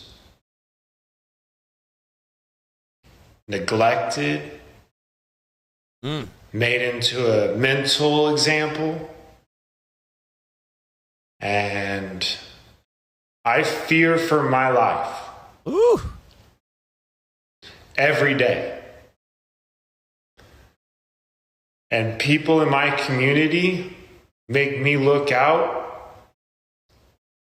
as if I'm going to be someone that's going to be a problem and make things difficult for people when I'm only trying to be helpful. And I feel like I have a certain way about myself and strength and purpose that does not get valued or get treated properly. Oh, no. Oh, we lost him. We lost him. Something's going on with this brother right here, man. I think there's another video of him real quick. We'll play it, man. Yeah, he's reaching out for help. This is definitely a cry for help. He has a second video out here that he's definitely, just so you can see, this is who he used to be right there. I think he played like a little shooting guard out here. White boy that could shoot, get a couple of rebounds. Yeah, this is his second video here. He going ham. Somebody go get his phone and go get him some help here. Yeah, the video 2 is coming for you. So like I was saying, I've been in this house for 5 years, and it's a hole. My community, I've gone out to my community. I've tried to bring my family and friends into play to try to help me out, start a new career, begin a new life. And everybody has played me into a fool. Created chaos, creating narratives to, again, have it be profitable for people. My life has not changed at all. I'm being held hostage in a certain situation and position to, again, create a false narrative about someone and people in general. When all I have been wanting to do is create a business in nature to allow people to feel. Oh, no. Yeah. Somebody go help this man. Get him to you need to get him to we need to get him some drug help here. We know that some basketball players have fallen on hard times financially. Lots of them go bankrupt after they retire. They get stuck. They don't know where to go. People use them for their money. If they get on drugs, sometimes homelessness with the basketball player that played with LeBron James. He played at St. Joseph's. All right. They fall on hard times, man. Yeah, man. Look, don't get on the drugs. Don't get on the drugs. Hopefully this guy gets some help here. There he is right there, Kyle Singler. It doesn't matter if you make money. Do not do the drugs. All right, the drugs are a no-no. All right, the drugs that get you every time. Them drugs that have you out here on Instagram looking crazy. Yeah, we need to get Delonte West. Yes, we need to get a wellness check for this brother right here. It's sad to see that. Look, we always say money, money, money, money, money. But the one thing you can't do is you can't do the drugs. All right, and if you have some mental health breakdown, he's definitely having a mental health breakdown. Everybody's probably been trying to help him, and sometimes they don't want the help. All right, so they jump on the gram. They jump on Al Gore's internet like this. All right, yeah, bruh, that ain't going to be it, man. Somebody get this brother some help here. All right, no drugs. No drugs, man. We definitely know there's drugs there and something else is going on. And last video for this, you guys, it's an evil world we live in. This woman out here gets humbled in the sight of her pastor. She wants to get married, and it says right here, want to know if you're ready for marriage. All right, let's hear what this woman says right here. I got married when I was really, really young, went through divorce. Before we physically got divorced, we tried everything, and we went through counseling. A counselor once asked me, she asked him, if something was to ever happen to you and you were not able to take care of yourself, who would you want to take care of you? Yeah. He immediately looked at me. He said, Tiffany, I want my wife to do it. Yeah. She then asked me the question, if something was to happen to you and you could not take care of yourself, who would you want to be your caregiver? I said, send me back to my mother. This counselor looked at me and she says, Tiffany, we got a lot of work to do. Why would you ever decide to marry a man and to become one with him? And if something was to happen to you, you would not allow him to be the one that would care for you. I had to do so much self-searching, so much understanding of me. Then she went on to ask me, she says, if he never changes, can you accept this version of him for the rest of your life? And I said no. Ooh. She then looked at us and she says, well, then you all need to leave my office because you're not ready to die to marriage. I got married when Hey, man, shout out to this woman here, Tiffany, I believe she said her name is. Shout out to her. Gentlemen, I want you to hear this. Hear this. I want you to receive this. I want you to listen to what she's saying. We don't want to criticize what she's saying because she's trying to testify here. And she is testifying that most women are not ready for marriage. They want a wedding. They don't want a marriage. They don't want to be under your program, under your guidance, similar to this woman. All right. They need you to rescue them. And then they're coming in here saying, okay, I'll accept you as you are now, but you got to have a little bit more as we grow. They don't accept you as you are. They want you to change. All right. I'll take you as you are, but I'm going to make sure you change. Okay. Most black women right here, they don't want to be a wife. They want a wedding. And they barely want a marriage. So when you're looking for this love, when you're looking for these relationships and you're looking for, I think you guys expect too much out of women. You expect too much out of them. They expect way too much out of you, but you expect them to be this loyal creature and they're to be a wife. They don't want you. They don't want to be your wife. They're clearly telling you this. And even this marriage counselor was able to figure out, oh, you don't want to be with that man. You want to be in a usury relationship. And you want him to change, so you don't accept him. Like this woman right here. Like this woman, you're going to find out if you really look at the married men in your life. Remember I say, you got to be a beta to make your marriage survive. The minute you stand up to your woman, you're going to get this response, this look of content. Like, how dare you tell me? Okay. If you have a wife or a girlfriend or a woman like that, you need to dump that bitch today. 100%. I want you to listen to me. I want you to dump that bitch. Because she's not in it for you. She's in it for her. She's not in it for you. She's in it for her. All right. She has no intentions of being under your program. She has no intentions of doing anything unless you change into what she wants you to be. And I'm going to play this again so you can listen. I want you to listen to this, where she had to be realized that she was not in the marriage for the right reason. She was in it for herself. I was really, really young, went through divorce. Before we physically got divorced, we tried everything, and we went through counseling. A counselor once asked me, she asked him, if something was to ever happen to you and you were not able to take care of yourself, who would you want to take care of you? Yeah. He immediately looked at me. He said, Tiffany, I want my wife to do it. Yeah. She then asked me the question, if something was to happen to you and you could not take care of yourself, who would you want to be your caregiver? I said, send me back to my mother. This counselor looked at me and she says, Tiffany, we got a lot of work to do. Why would you ever decide to marry a man and to become one with him? And if something was to happen to you, you would not allow him to be the one that would care for you. I had to do so much self-searching, so much understanding of me. Then she went on to ask me, she says, if he never changes, can you accept this version of him for the rest of your life? And I said no. And you said no. Dude, I'm telling you, that's most wives right here. That's most married women. She then looked at us and she says, well, then you all need to leave my office because you're not ready to die to marriage. You're not ready? Yeah. Dude, they're not, guys, I'm going to tell you, man, most American women are ill-equipped for marriage. They're not prepared. They're looking for you to save them, to be a partner, and all of this shit. They're not in it for you. And I'm going to tell you, man, just ask her to do something for you and see if she does it immediately. See if she curls up her nose. See if she says, why you asking me? I'm just telling you, you'll see. Now, when she asks you to do something, she wants you to do it. And most times we do it. Okay, what you want me to do? I'll do it. You'll put her in a priority. You'll pay her bill before you pay the bill that you need to pay. The whole time, she don't give a fuck. The minute you stop doing for her, you're going to find out who she really is. She'll put you on the back burner, the back burner, the back burner, the back burner. Now, this cooking and cleaning thing, baby, that's adult responsibility. I'm not talking about cooking and cleaning. All right, that's little shit.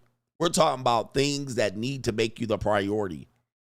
Most women will put you on the back burner every time, unless unless she is prepared to be a wife. But I want you to listen to this. And I'm going to tell you this for people who are looking to get married and you guys are out here, you love fools, you hopeless romantics, you're looking to put all of your eggs in a woman's basket. We all have made this particular decision. Some it's worked out for, the most it hasn't. Hey, more power to you. If a woman wants you to, and she discusses with you that one day she sees herself being married, ask her, is she ready to be a wife? Okay. If she says, hey, I'm looking to become married, I want to be married, I see marriage in my future, and she's seeing you as the out, she sees you as the guy that is potentially marriage material, ask her, does she want to be a wife?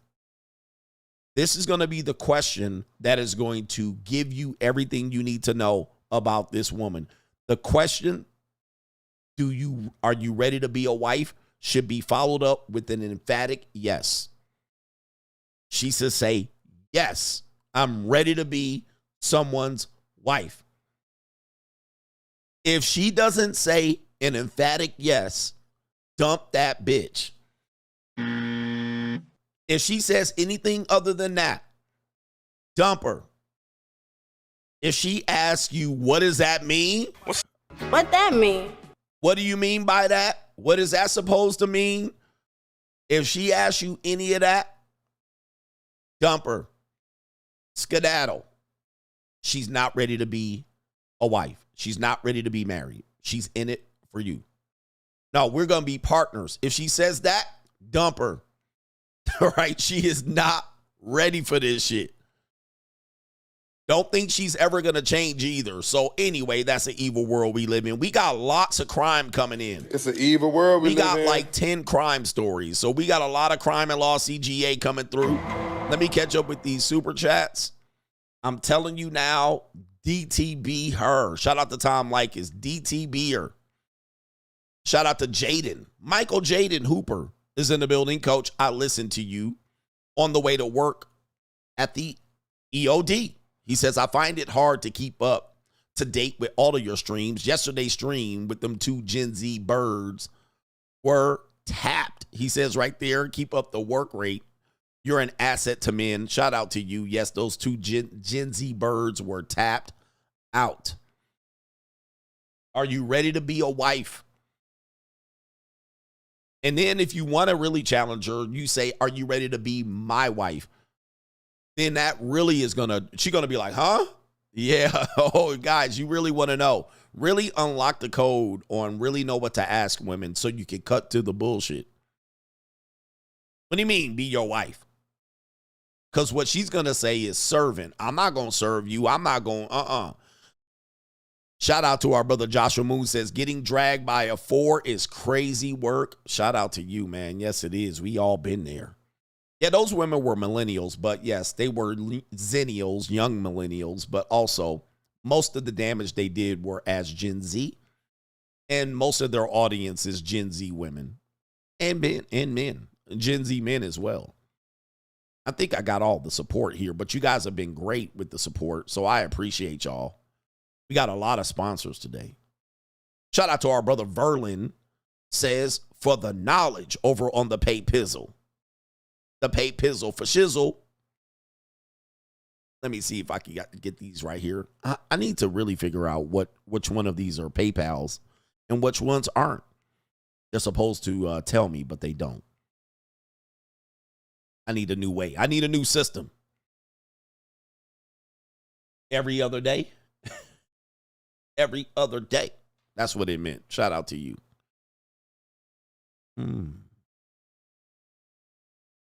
Give me a second here as I decipher this code. All right, we got it. All right, we caught up. Who's ready for some crime? Let's get some crime right now on your YouTube. Well, not right now, because I got to get to the video. Here we go, some crime.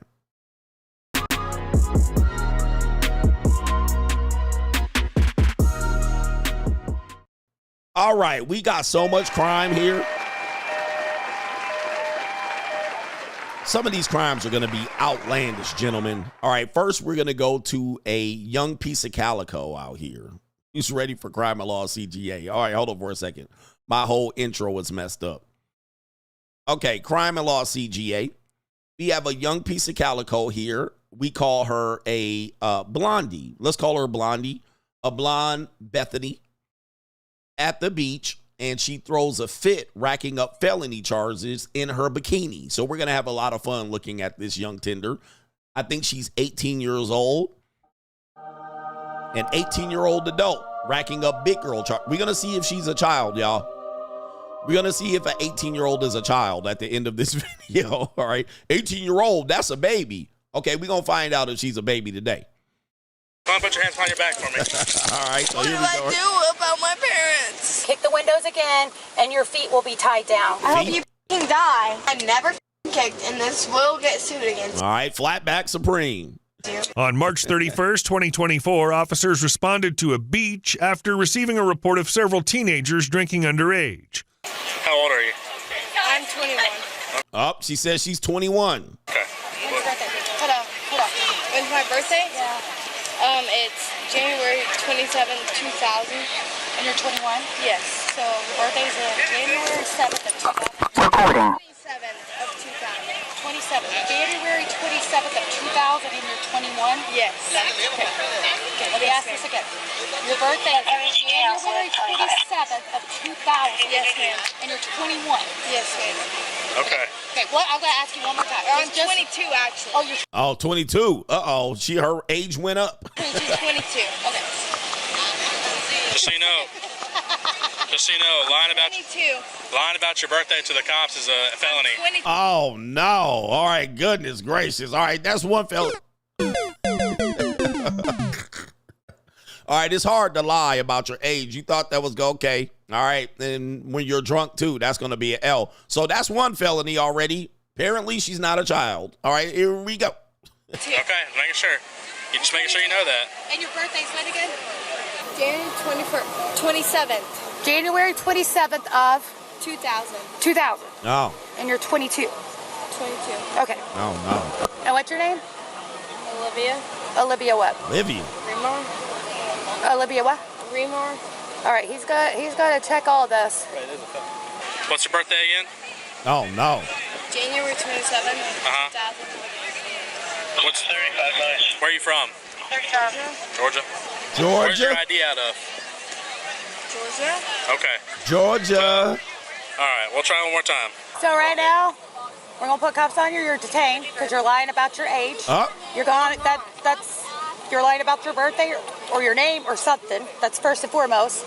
So we're gonna add that charge to the charge of Oh, no. alcohol on the beach and probably, if I had to guess, I'm not gonna guess. Let me try one more time. Okay, just make sure. Oh, shit. They tried to get her to rack up hella felonies. What's your first name again? Okay, spell it for me. Olivia. Okay.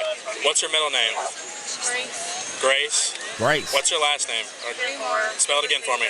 No, get back here. You don't get to go over there. Damn. You're being detained at this point in time. I wasn't going over there. You weren't going over there? She tipsy. All right. Come on, put your hands behind your back for me.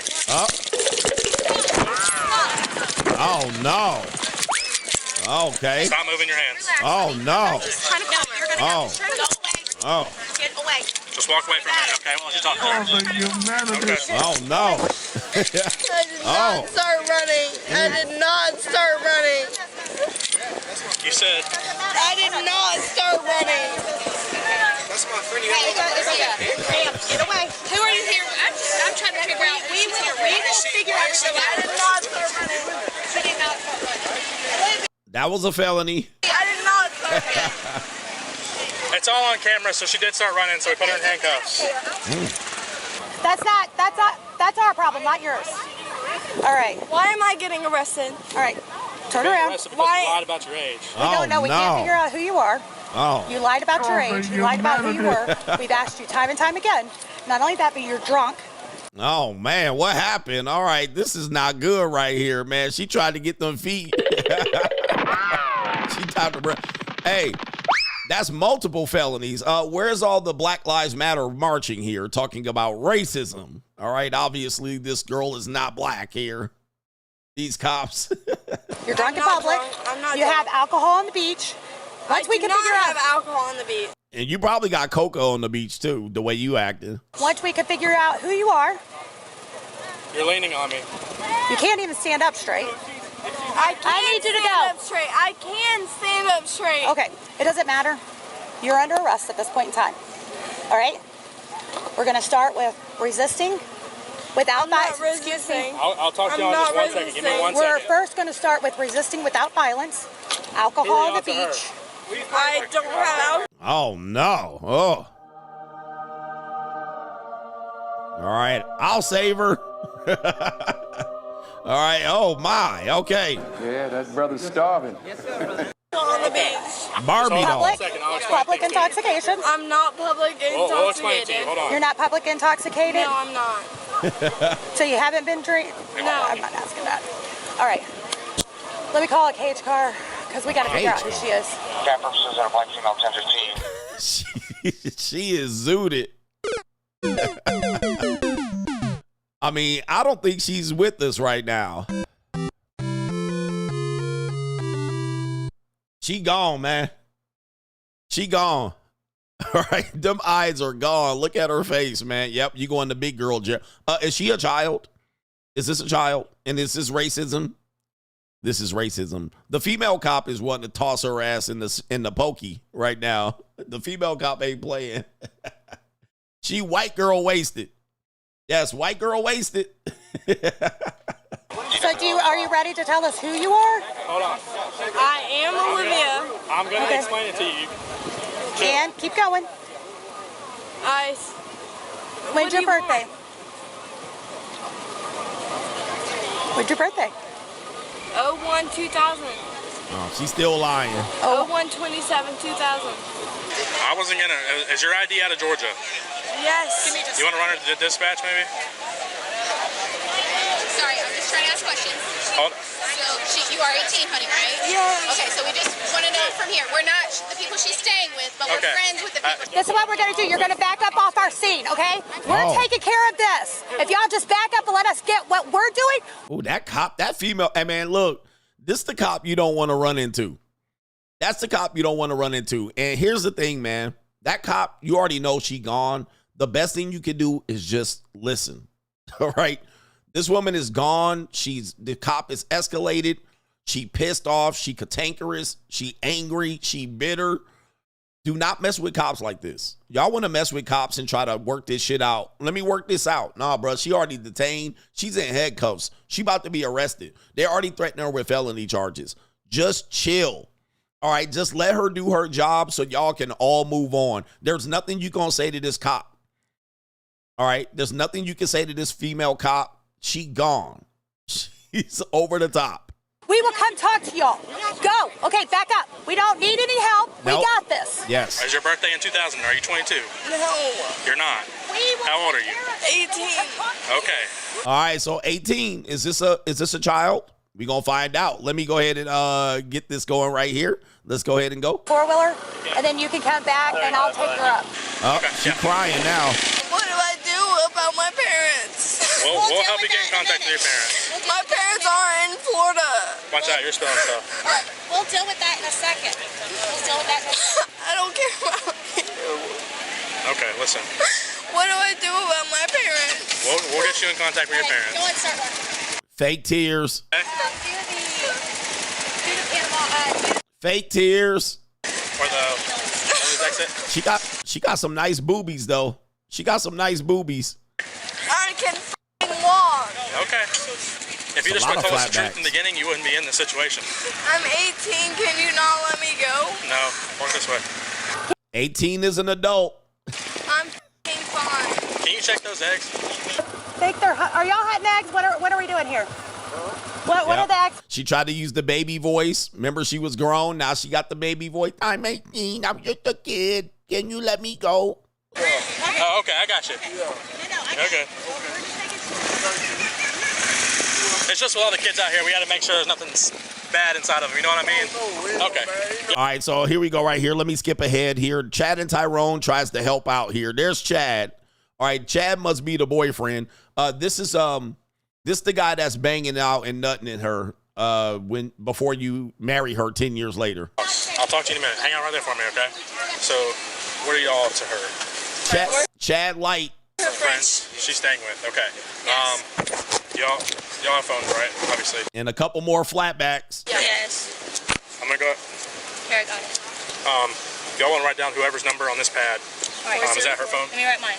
Oh, Is the red one her phone? okay. Wow. Oh, yes. Oh. I'll give it to her. Here, let me write She can take it with her to the jail. That way she can get numbers out and stuff. Yeah. And then she can call me. But I'll also give her that just because she's intoxicated.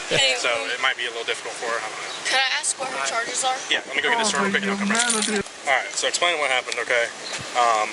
Obviously, she had alcohol on her. Officer caught with alcohol. Alcohol is not allowed in the... This is what your future wives are doing with Chad and them.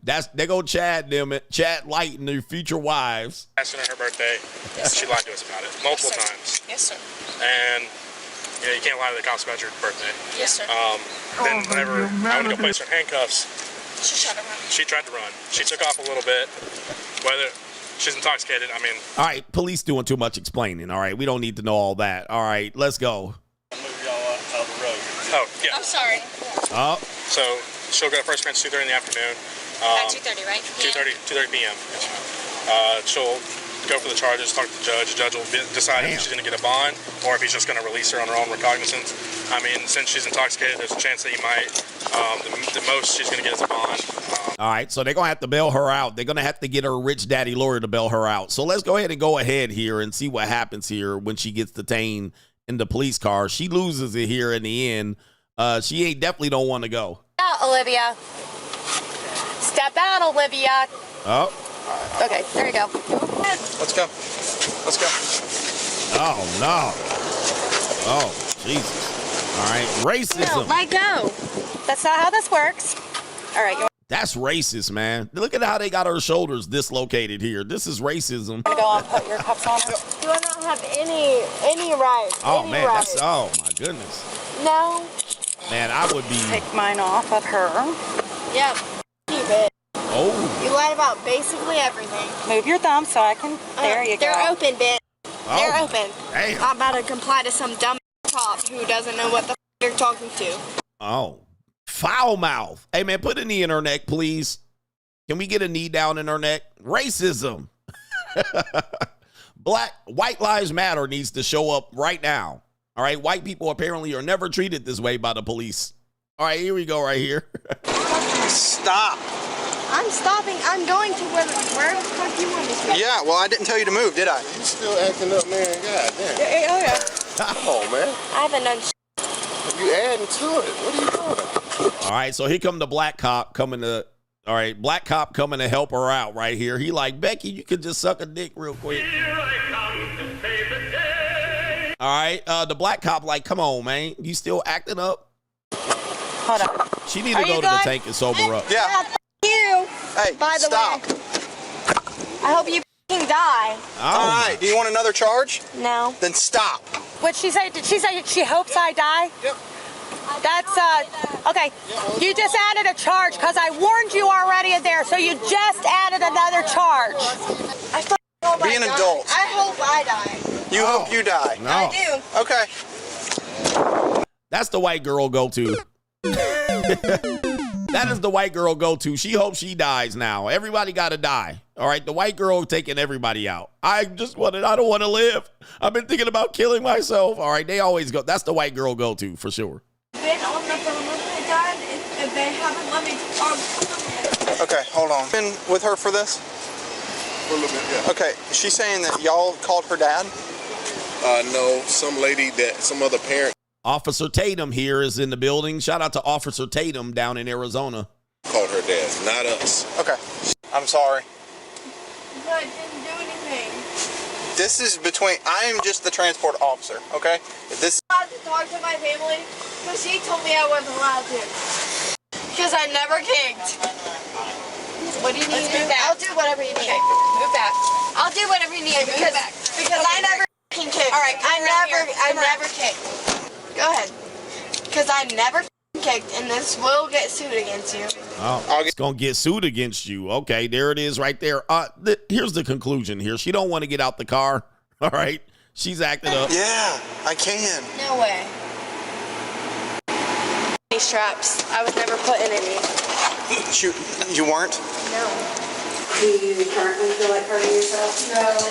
She did advise she wants to die.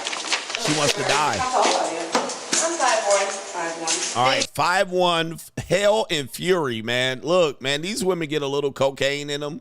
They get a little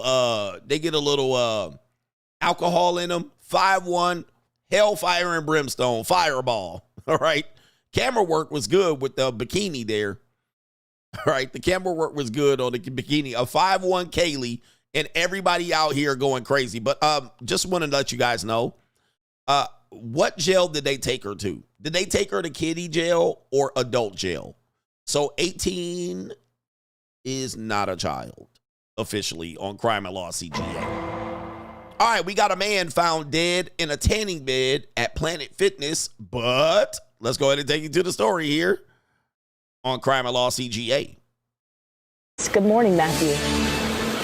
Yeah, good morning to you both. We know that this man was reported missing on Friday after coming here to the gym. However, he wasn't found until Monday morning inside of the tanning bed here. And keep in mind, this was all while the gym was open over the weekend. And the biggest question this morning is, how did this go unnoticed? Now, I want you to take a look at your screen. This is 39-year-old Derek Sink, who was found dead Monday morning here at the Planet Fitness. Family members tell us that Sink was a loving man, but also struggled with drugs.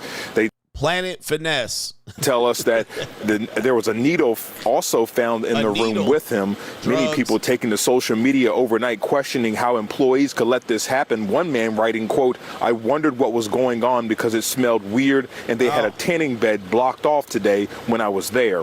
Now, right now, Metro Police aren't saying much in their investigation other than that they are investigating a death here. Planet Fitness. Good morning. All right, Planet Fitness also says they are working with the franchise owner. All right, who cares? Is this Indianapolis? Is this Indianapolis, Indiana? It's Indianapolis again.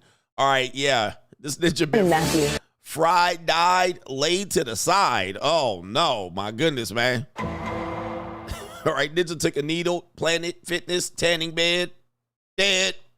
And nobody cares. I mean, this is what happens. You get what you pay for. You get what you pay for. All right, we do have more people here on Crime and Law CGA. This is going to be a lot of crime today. I love crime and law. Laura Prepon and Ben Foster divorcing after more than 6 measly years of marriage and 2 kids. Ay, ay, ay. What about love, coach? All right, there we go. Another divorce. You see this all around. And she was taller than him. Oh, no. As you can see, well, she's taller than him with high heels. Short King getting divorced. The actor cited irreconcilable differences as the reason for the split. I'm not happy. And listed their date of separation on September 7th, the same day he filed for divorce, September 9th. He also asked the court to enforce the terms of the parties' prenuptial agreement. All right, but again, let's take a look at here. We do have children. And anytime you see a woman post their children when they're and the father's not in the picture, you know, divorce is pending. They're going to get they have a 7-year-old and a 4-year-old. Apparently these two are actors in Hollywood. Never heard of these people, but they got 6 years of marriage. All right. Both age 44. They filed in Nash Vegas, Tennessee. All right. There it is. Irreconcilable differences. I'm not happy. All right, so there it is right there. One of these guys apparently was on that 70s show. This woman was on a TV show called, let's see, where's the TV show at? I can't find the TV show. She's an actress too. She was an actress too. 6 years, guys. 6 years. All right, there it is right there. And then I don't know how much. Gotcha, bitch. Apparently there's a prenup because he was a little bit more famous than she was prior. Maybe he made a little bit more money. But there you go right there, gentlemen. 6 years. That's all you getting. Okay. All right, we got this woman out here. Crime and Law CGA, a credit repair influencer named Ashley Grayson, sentenced today. She'll serve 10 years in prison. The Fetty prison for deletion for hire plot to hire a hitman They recorded the encounter. Apparently, she put hits on these people's heads, which was a competing credit repair person, influencer on the gram named Dr. Dorica. She put $20K on her head. She also put $20K on the head of an unhappy customer, a whistleblower named Sherelle. And she put $60,000 on the head of Patrick Tate, her ex-husband or ex-boyfriend. All right, so let's see the tape here. She been caught on tape hiring a hitman, sentenced to 10 years in prison. And I know that most people think stuff like this. That's why I'm going to show y'all a piece of it.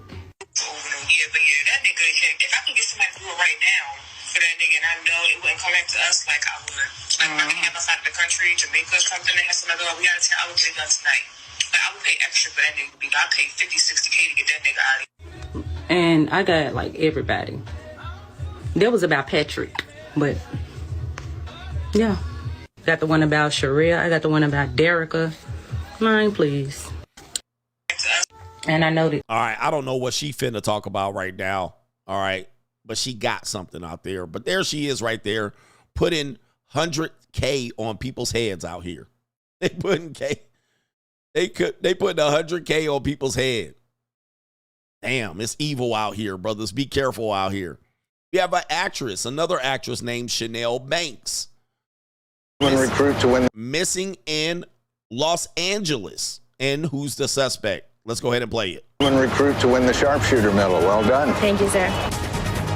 Tonight at 11, young, beautiful, and missing Hollywood actress Chanel Banks appeared in popular TV shows like Gossip Girls, Suits, and Blue Bloods. But tonight, her distraught family and close friends are desperate to find Chanel after she missed.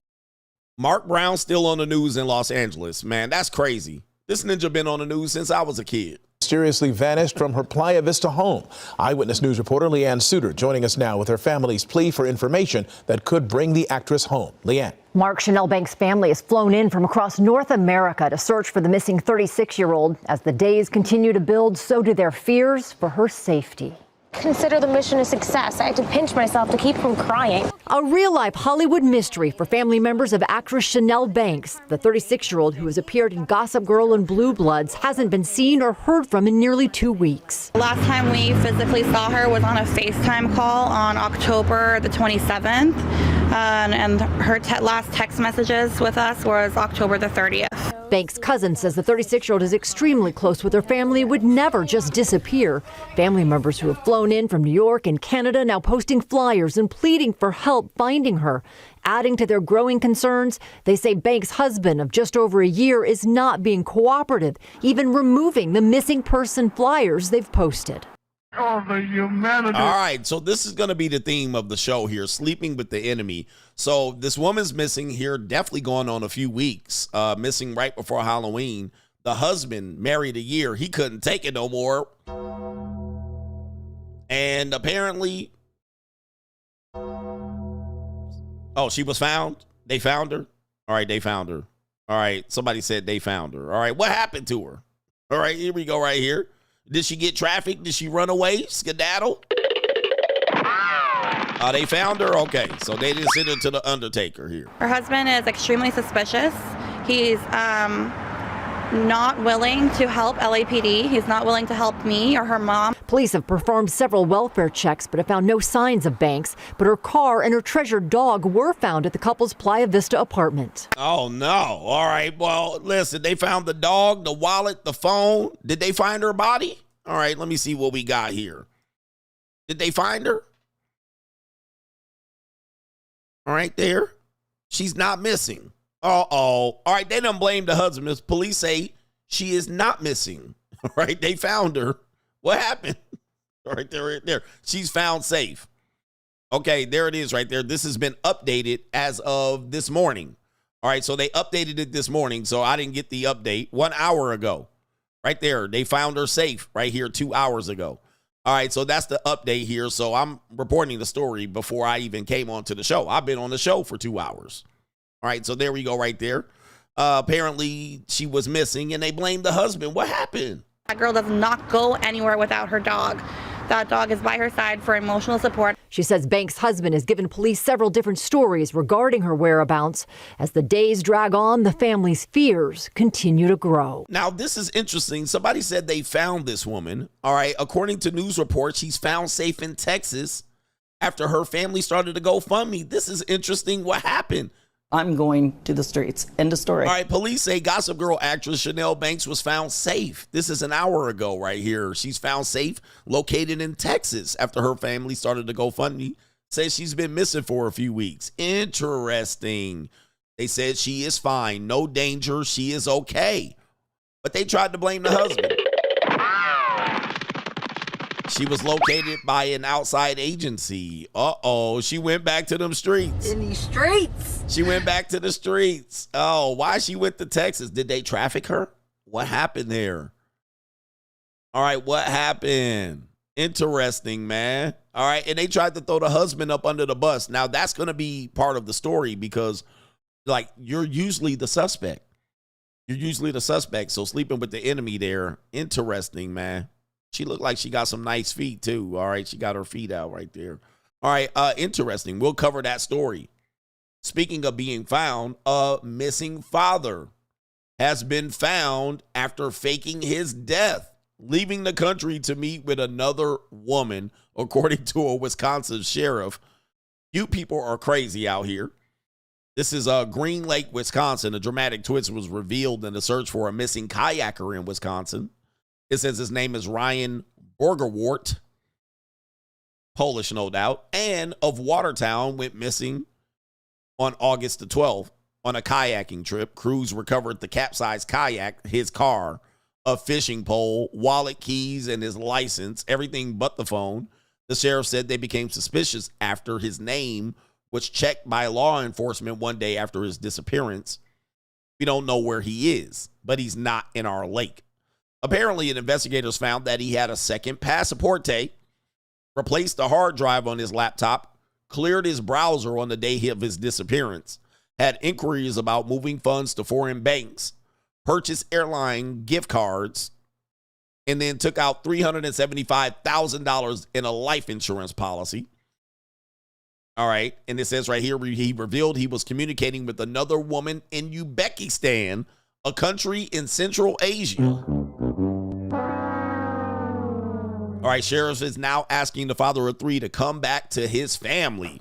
Nope, I don't think he wants to come back. All right, he gone. He's skedaddled. All right, everybody's leaving their relationships and their marriages. Oh, man, ain't love grand?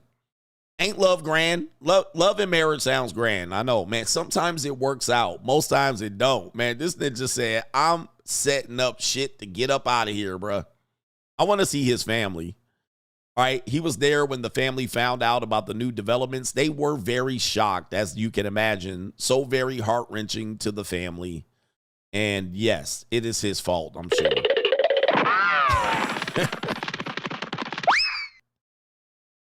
Crime and Law CGA, are you enjoying the crime part of this show? I love crime and law. All right, it says right here, Seattle woman deletes her father with an ice axe after arguing over keeping her lights off on election day. Sheesh. Okay. A 33-year-old Seattle woman killed her father with an ice axe after the pair got into an argument. 33-year-old woman living with her father. Yeah, man, we in trouble. All right. Okay.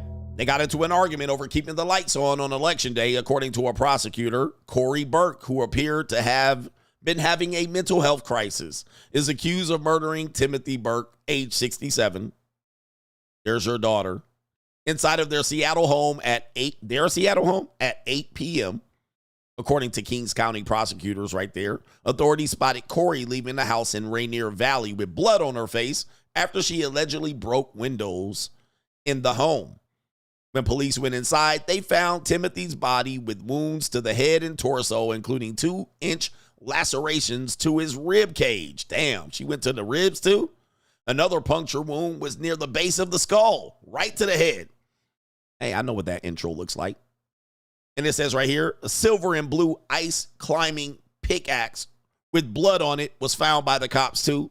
Corey was sent to the hospital for a mental health evaluation, allegedly confessing to investigators the next day that she deleted her father with an axe after, and also by strangling him. Oh my goodness, what is going on? Oh, the humanity. Mental crash out. She also admitted to biting her father while choking him. Corey stated, when her father started arguing with her about the lights being shut off, she just freaked out, according to the documents. The defendant then told police that she knew that she could not convince him to keep the lights off.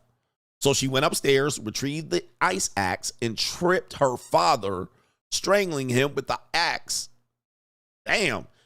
And her hands, and then bit him and hit him several times in the head and side with the blunt and sharp end of the ice axe. The daughter was charged with first-degree deletion. She was being held on county detention center on $2 million bail. Corey had painted a fraught relationship with her father, telling people she felt hyper-focused and disorganized when it came to her own attachment to her father. She did, quote, not seem fit to take care of herself, quote, unquote, and was in danger to herself. Her arraignment is pegged for November 21st. Legacy Ninjas, check in with me, guys. Legacy Ninjas, check in. Let me go ahead and Google her name. Let me see if I can get a picture of this woman. 33 years old. You're a father taking care of your daughter, and then she kills you with an ice pick. All right, or a pickaxe, or whatever you want to call it. Uh-oh, is it a mulatto? All right, it might be a mulatto. We do. She a Lily Lint liquor. Oh, no, it gets worse. She's a Lily Lint liquor. Did you eat that cat? All right, power lesbian. Corey Burke deletes her father. Lesbian. Oh, no. Oh, no, not a... Did you eat that cat? Of course, it's Washington State. They describe her as the Lily Lint liquor. All right, so there it is right there. What in the... Okay, hold up.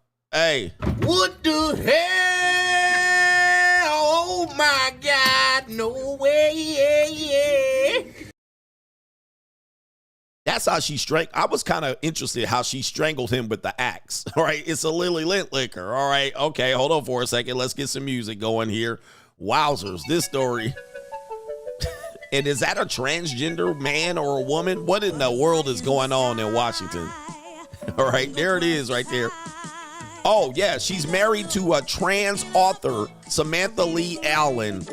Oh, my goodness. Great. New world order.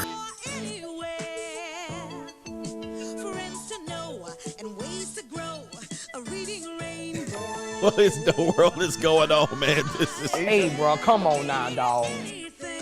Come on, man. All right, goodness. They got some, and she's having a mental health crisis. Not a surprise. Not a surprise. Oh, my goodness. We got a Decepticon. We got too much going on in this story. My Lord have mercy. Way too much.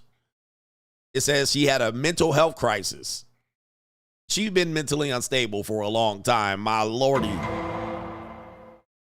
What is going on, people? Help your people out here. These people going crazy. We got a woman that left her marriage, ends up in Texas. We got a man out here faking his death, leaving his family. We got a Lily Lint liquor killing her father with a pickaxe. All right. And we also have this. All right, we also have this before we get to the main event here. We got P&B Rock. You guys know the story about P&B Rock. I never heard of him, but this is a young man. He got deleted going to Roscoe's Chicken and Waffles in South Los Angeles. And it says right here, if you remember the story, he was out with his girlfriend, his on and off again girlfriend. She has been blamed, and of course, I will say, I did blame her too. She had been blamed for setting up his death, either intentionally or unintentionally. Intentionally setting up her death. his death because they may have gotten into an argument, or unintentionally by dropping the location and sharing the location to their trip to Roscoe's and Chicken and Waffles. Now, they were driving a Rolls Royce. Let me see if we can pull it up. They were driving a Rolls Royce, and if you know anything about where Roscoe's Chicken and Waffle is, you do not want to be driving that type of vehicle and parking it for very long at that location. All right, but let me see if I can pull up the actual post here. Well, this is PNB Rock before he died. This was his on-again, off-again girlfriend right here. And apparently she was blamed for dropping the location on Instagram stories, if I'm not mistaken, and saying that she was there. Well, apparently we do have an update on this case. And really what happened was 2 gangbangers came in and shot him in cold blood in front of his daughter, killing him, like shot him in the head, leaking right there. Well, here's the reality of the story. Here's the update. A worker at the restaurant set up the robbery and deletion, delaying his food for 40 minutes. It be your own people. It be your own people. Yes, the one on Crenshaw, not the one off of well, I would describe it as South LA, but there's 2 different Chicken and Waffles. There's one I would never stop at, and there's one I would stop at only if I was with a lot of people. All right, so let's catch up on the news here. It's been 2 years since the murder of rap star PNB Rock in broad daylight. He was from Germantown, you may recall. He was shot and killed while eating lunch at a restaurant in Los Angeles. And now there's new exclusive video coming out that sheds light on what really happened that day.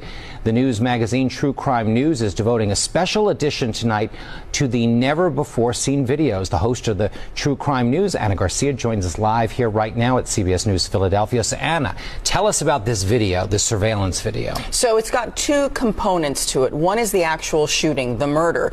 And what that video very clearly shows is that PNB Rock, Rakim Allen, never stood a chance, because the shooter came in, put the gun up, asked for the jewels, and within seconds he was already shot. So the opportunity to hand over the $500,000 in jewelry wasn't even there.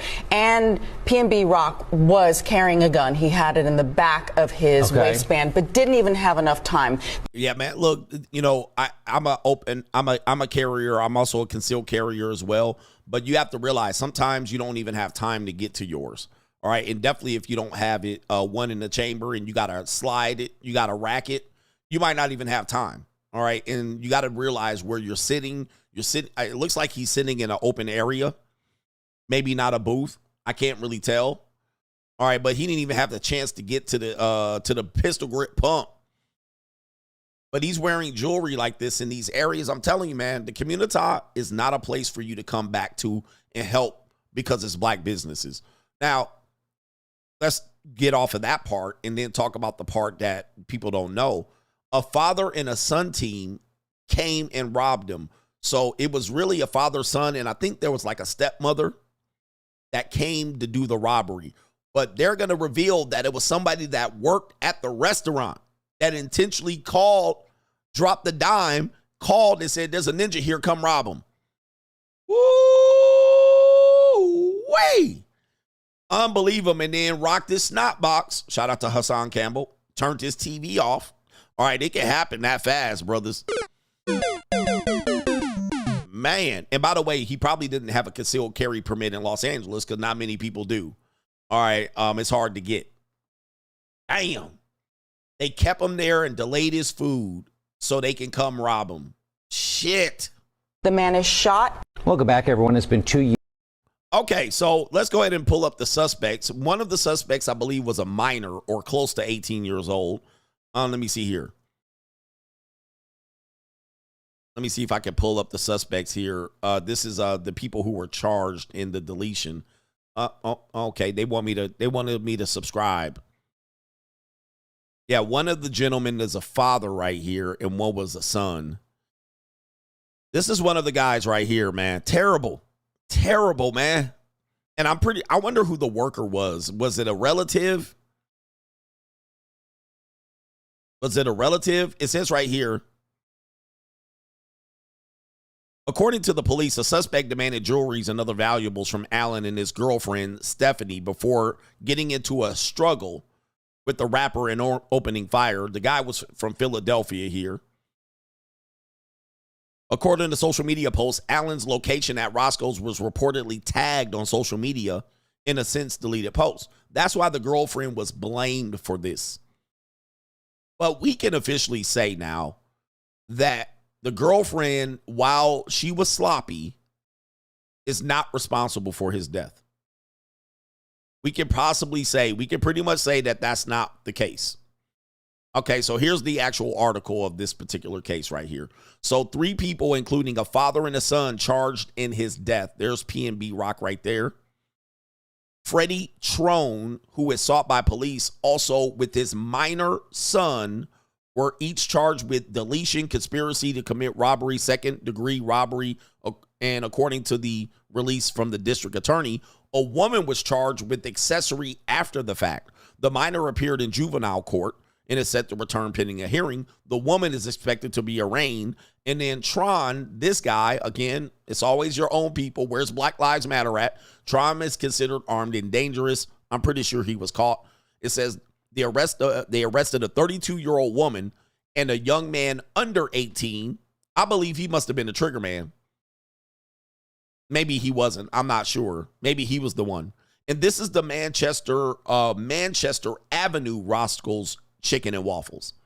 All right, anytime you go to this particular location, you will find that there's a lot of people, all right, out in front of this location. It looks very suspicious and suspect. All right, I only go if I'm rolling deep to this location. And it is very, very, there's definitely some other locations that are suspect. Roscoe's Chicken and Waffles are always in a bad location, period. You're never going to find one in a good location. I think there's 3 or 4 Roscoe's Chicken and Waffles. All right, but none of them are in good locations. All right. None of them are in good locations. So I wouldn't frequent any of them unless I'm rolling deep. But let's just talk about this, man. We got the girlfriend potentially involved. We know that that's not the case anymore, but we got this man involved. We also have a minor and then another woman, a 32-year-old woman, possibly the girlfriend of the dad. And they fucked up everybody's life to rob him for some jewelry, right? Absolutely crazy. Man, that's terrible, man. Sorry to hear that. We're going to get on to the main event. Let me catch up on some super chats. That was a good crime at Law CGA. We're going to get to sleeping with the enemy in this story related to the spouse deleting her other spouse and why she did it. 40 minutes. Waiting. Oh, by the way, 40 minutes waiting on food at Roscoe's is not abnormal. You will find that if you go to any soul food restaurant, you're going to wait for food. All right. There's a soul food restaurant I went to here in Vegas, and we waited and waited and waited. It was a ridiculous wait. All right. But anytime you go to Roscoe's Chicken and Waffles, you can almost suspect that you're going to wait 40 minutes for food anyway. So that's why they probably didn't see it as abnormal. The wait time is ridiculous there anyway. And it's always some old ass mammies working there. All right. So that's normal to wait for 40 minutes for anybody that wanted to know. All right. Every time I've gone to Roscoe's, I've waited a damn 40 minutes to an hour. Right. So yeah, that wasn't abnormal at all. They don't have anything coming out fast at these restaurants. Right.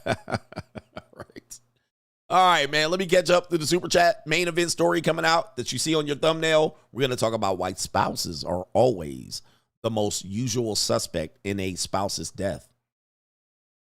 All right, crazy. Crazy, crazy, crazy, man. Black folks, man, I try to be supporting black businesses, but I went to this one soul food joint in Las Vegas.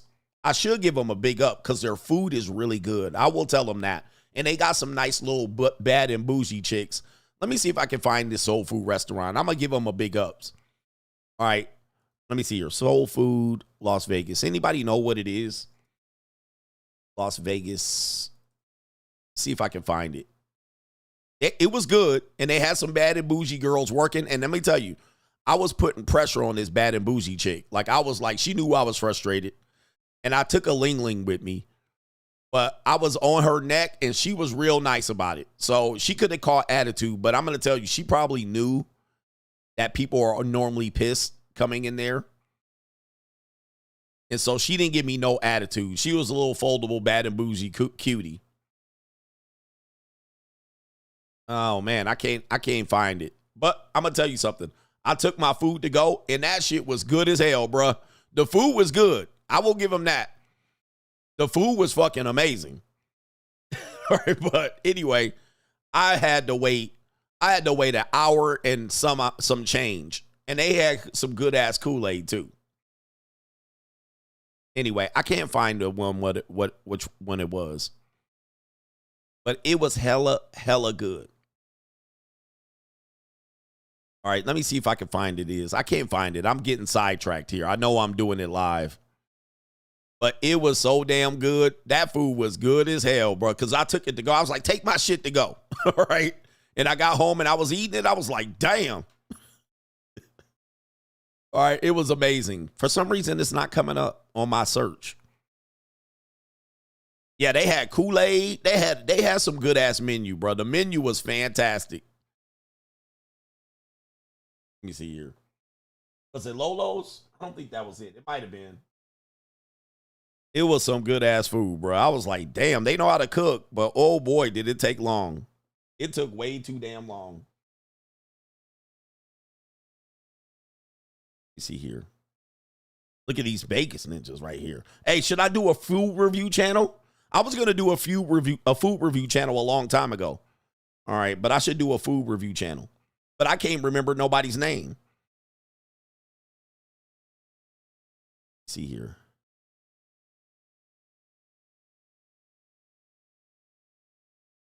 Yeah, I was hungry. I'm hungry too.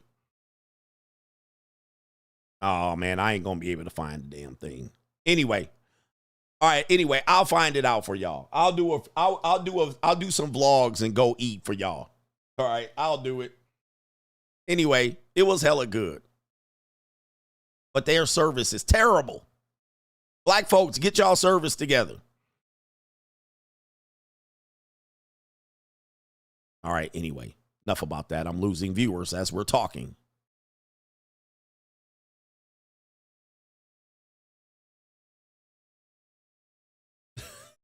All right, let me do these super chats.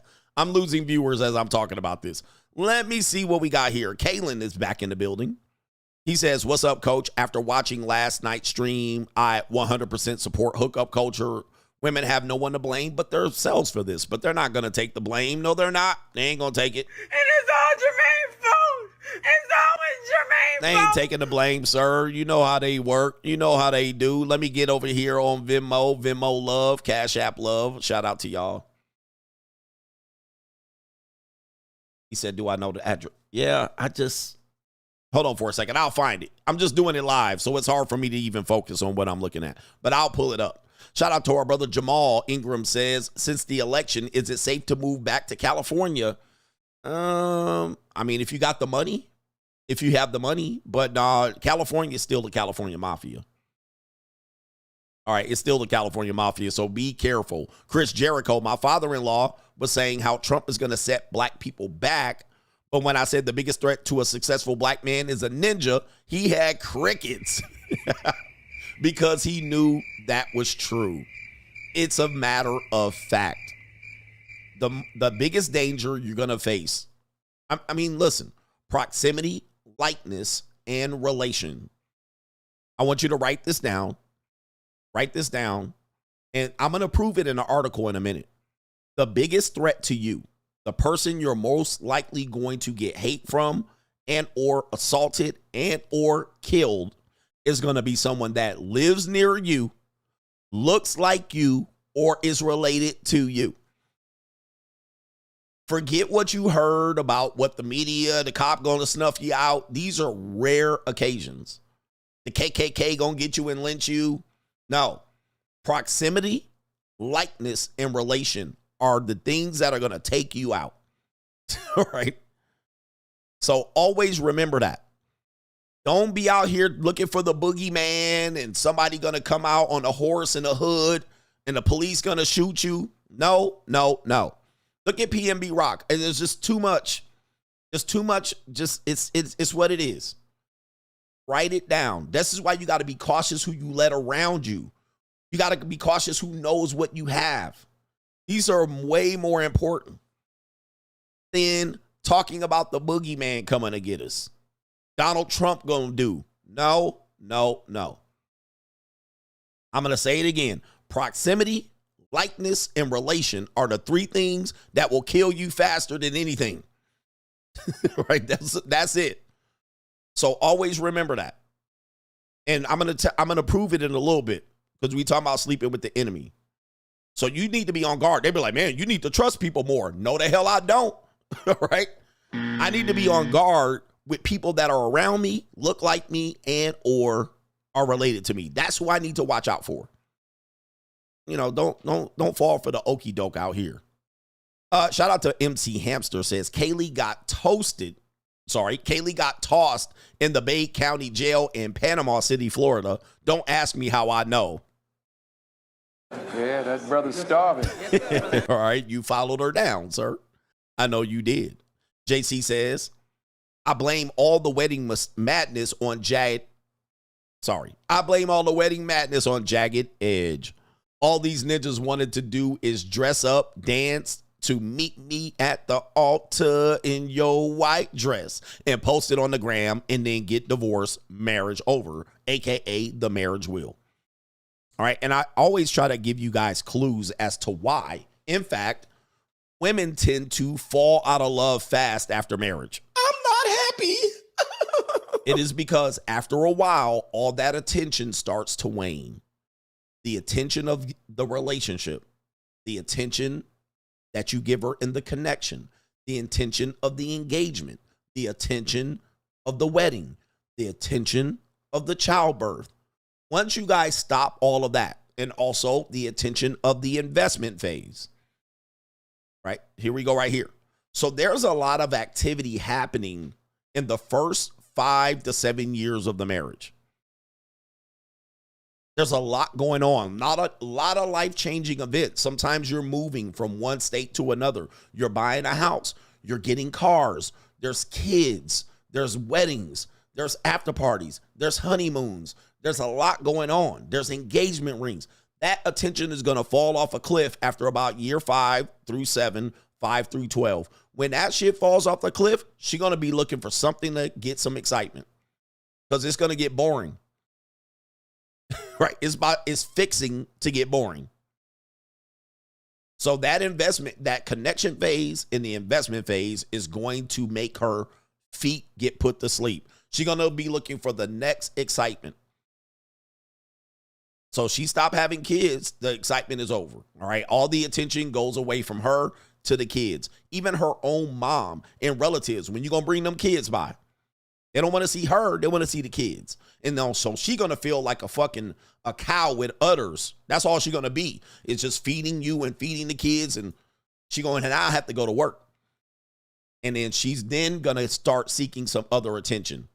Now it's time to go back out the girls' nights out. Now it's time to go get attention to the work husband and Chad, Tyrone, girls' trip. All right, poker night. All right, bid whist night, whatever they do. Now she bored. And she's like, what? I'm not happy. Just want to be happy. It's that simple. I got this shit pegged down. Pause. I got it down. I got it figured out. By the way, you've already cheated on her during this time, so I'll admit that. You've already fucked somebody anyway in the backseat of your car, so that shouldn't cause a divorce or anything like that. You understand, ladies. All right, shout out to our brother JC blaming Jagged Edge. What about 112? What about Boys to Men, ABC, and BBD? All right, shout out to our brother here, Jaden. Did I get that? I got that. Shout out to Jaden. All right, I think those are all the contributions, although there may be some PayPals. Again, apologies. I think I'm going to try to click on some and see if there's any in here. Oh, it's an evil world, man. You already fucked somebody in the backseat of your car. I'm going to just let you know. Ninja's already cheated on her by that point. Just so we know. That shouldn't cause a divorce, ladies. I needed to get my rocks off real quick. And there was a lady that wanted to give me some pussy real fast. She was working at the diner. She was like, I'll give you some. And you went to the back seat and just had to take the car to the car wash and shit. Had to vacuum out, put Febreze all on that wet spot in the back seat between where the kid's car seat is. It's okay. I mean, it was just a quick nut. It didn't mean anything. She meant nothing to me. She meant nothing to me. All right, anyway. But you already beat up some Mexican woman that was like, hey, she needed $20. It's okay. She was like, money? She needed a couple of pesos to send Western Union back to Tijuana. I helped her out. And I was like, listen, that's a nice sob story. I didn't mean it. I still love you, honey. I came home and I gave you a big hug. I came home with flowers. All right, that day I came home, baby, I love you so much. Baby, I'm back. I came in, I gave her a big old bouquet of flowers. The wife was like, oh, you really do love me. I've been thinking about you all day, honey. Why don't we go ahead and open up a bottle of champagne? I'll give you a massage. I massaged her back. I rubbed her feet. Rubbed her feet. I was like, you're the best, honey. And I don't even want sex from you tonight. I'm not even doing this for sex. I'm just going to rub your feet. All right. All right. Gave her a good ass back massage. You're the best, honey. All right. I'm going to go to sleep. I'm not even going to bug you for sex for the next 2 days.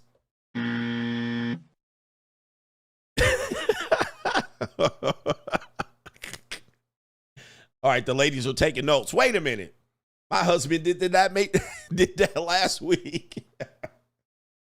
Oh, my goodness. Now you got to jump in there and wash all of the taco grease off of yourself. All right. You in the shower washing all the taco grease and glitter and all that shit off you. All right. All right. Oh, no. Oh, no. And it was a big bag, too. It was a whole slop-a-lop. You just had to get that nasty nut. Now, you're like, why don't we book a vacation, too? We should book a vacation for the next 5 months. All right, book it. Put it on my credit card, honey. I love you. You're the best wife. Come here. Give me a hug. Kiss her forehead. All right, anyway. You guys are a disgrace if you can relate to that. You're a disgrace. All right. We don't cheat. Get you guys some Steel Bar soap, gentlemen. This is telling me to be quiet.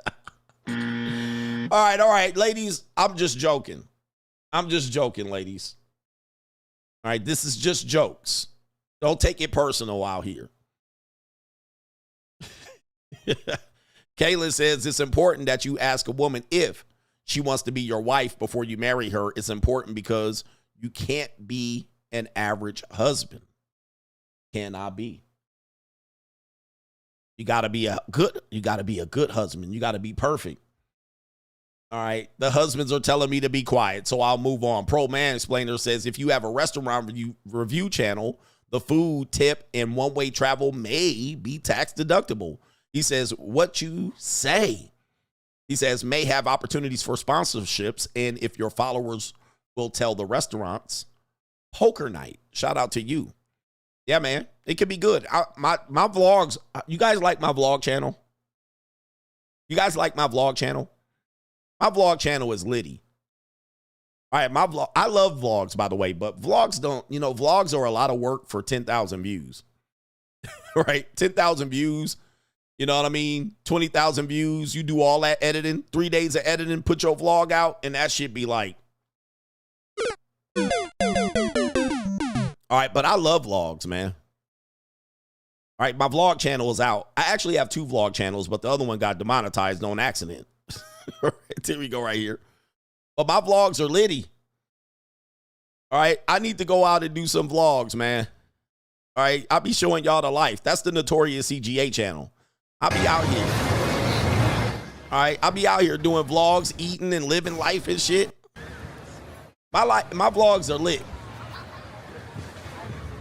I be putting intros and shit all in it. Look, I be getting the drone out. The free agent lifestyle for life right there. Look, I be doing music and cuts. Uh-oh, that was the JUCO. You ain't supposed to see that. All right, here we go right there.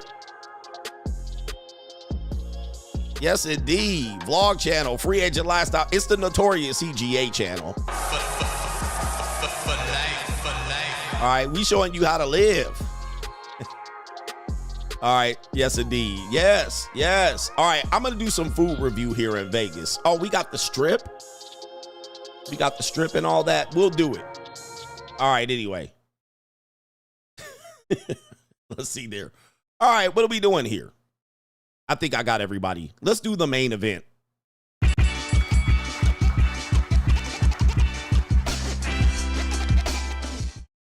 Y'all want to see me skydiving? I'll do it. All right. All that work for 20,000 views. Oh, shit. I'm going to need 100,000 views on my vlogs. All right. Anyway, main event. All right. Sleeping with the enemy. Ladies and gentlemen, take a look at this. Sleeping with the enemy. Let me run through some data. We just talked about this briefly. And it is relation. It is proximity, relation, and lightness that are more likely to bankrupt you in the game of life.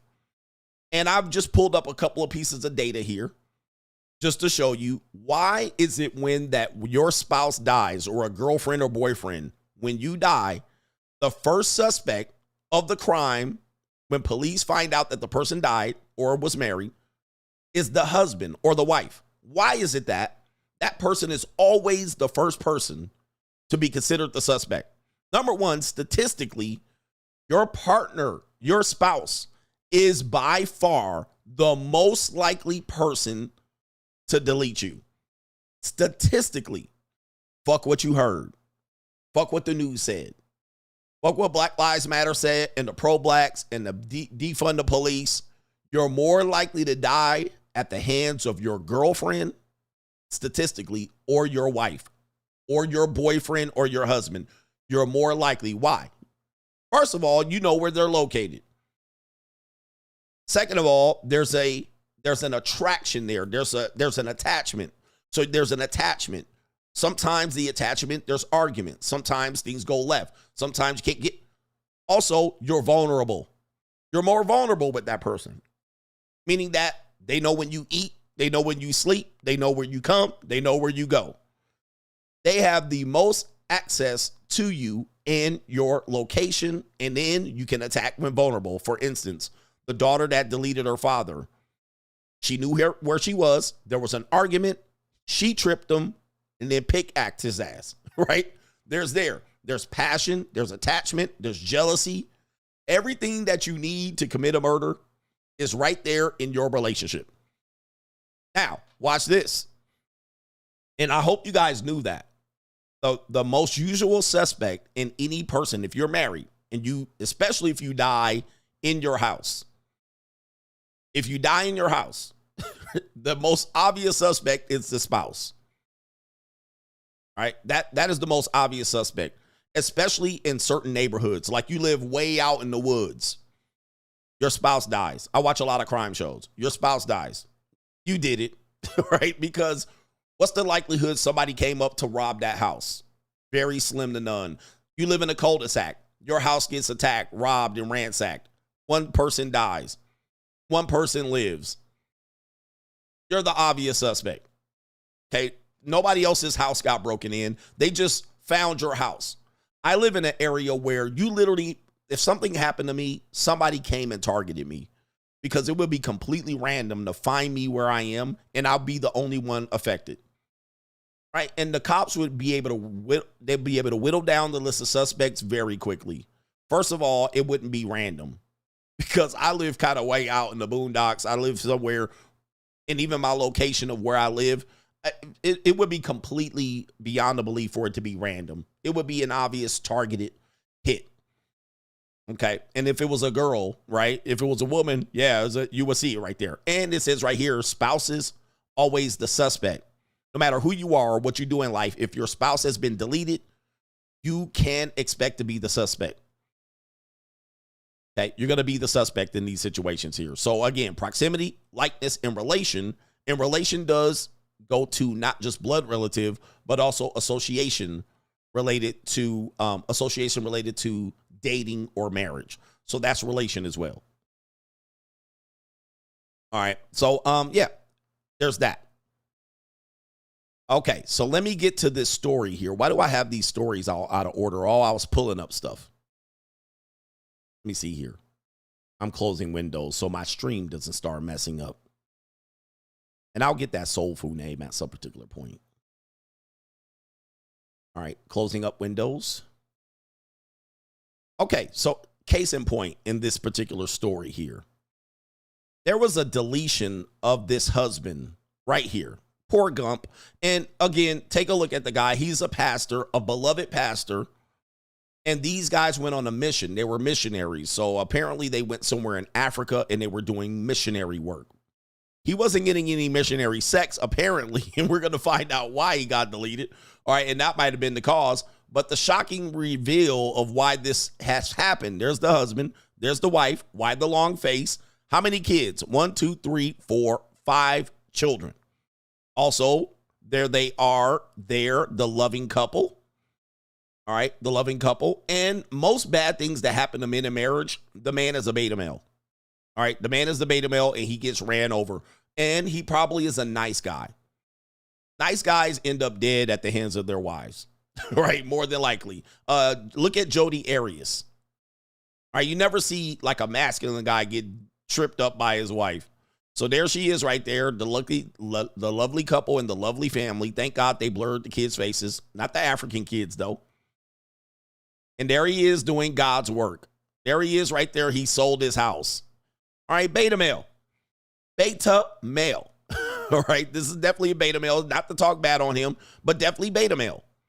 Beta male energy. So what we know about the dating and the marriage relationship is women target beta males at the end of their fertility window, right? They will run the streets and then they will be like, oh, okay, I want a guy to take care of me. I want a good guy. Nice guys finish last. Early in life, they deal with all the alphas, the Chads, the Tyrones, the bad guys, the drug dealers, and all of that shit. They deal with that early in life. Later, 30s, beta males. And so to make your marriage work, you got to beta the fuck out. Hey, where's my story at? So, obvious beta male. Yeah. And that's you. All right. And then we got this right there. There he is doing God's work. There she is. Uh-oh. All right. We know about white women that go over to Africa with them boys. We'll talk about that in another show. All right. So, let's give you the story here. Let's go to this clip. Let's give you the story about what happened. For hire plot leaves a beloved pastor dead and 3 men and the pastor's wife facing charges. I take a deep dive into the twisted murder plot and how investigators say the case unraveled. Welcome to Crime Fix. I'm Anjanette Levy.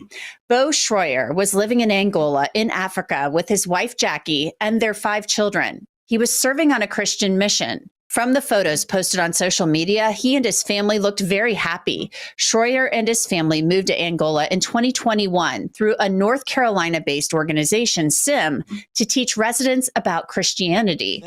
On October 25th, something went terribly wrong. Bo Schroyer was murdered in Angola in what police there called a violent attack. Photos of his SUV show blood on the front seat, and we've blurred a little bit of this for you. Thank you. Bo Schroyer, a loving father to 5 children, was murdered in his own vehicle. On October 27th, the pastor at Lakes Area Vineyard Church in Minnesota, where Schroyer and his family were members, announced that Bo Schroyer had been murdered. And just 3 years ago, we sent them out to love and serve the people of Angola with the gospel. And hey, man, I'm going to tell you something right now. If your church looks like this, do not invite me. I'm going to just let you know. If anybody talking at your church looks like this, hey, man, and God, hey, listen. God don't like ugly. I'm not anti-God. I'm see God Allah. But if your church looks like this, I'm not coming. I'm going to just let you know right now. I'm not coming. I'm coming to some hellfire and brimstone. I want some motherfucking thunder and lightning rocking when I come. I want Pastor Dowell. I want the Reverend X up there. I want some of these strong-minded ass churches. I don't want these caved-in chest-ass, bird-chested ass ninjas up here. All right, I'm not trying to go to no nice shit. I want some motherfucking dude in a robe and a crown, all right, with a cane, and I want the room shaking when he talk. I want him calling all kind of bitches and hoes and shit. I want him to say, cover up, bitch. I want some... I don't need no... Yeah, I need some Gino Jennings. I need some Gino Jennings up in this mother sucker. I need it rocking. I need somebody to conviction. I need to feel convicted when I got up in that mother sucker. Like, oh, they talking about me. All right, just to let me know. I'm not going to this moist ass shit right here, just to let y'all know, bro. But shout out to y'all. All right, shout out to y'all, man. I can't listen to this, man. TD Jakes, I don't want to hear that shit, no, because we already know what he doing. We already know what TD Jakes doing behind the scenes. I ain't going to him neither. All right, but let's continue here. Years ago, we sent them out to love and serve the people of Angola with the gospel. And this past Friday afternoon, we received the heart-wrenching news that Bo had been killed in what we've been told was an act of violence.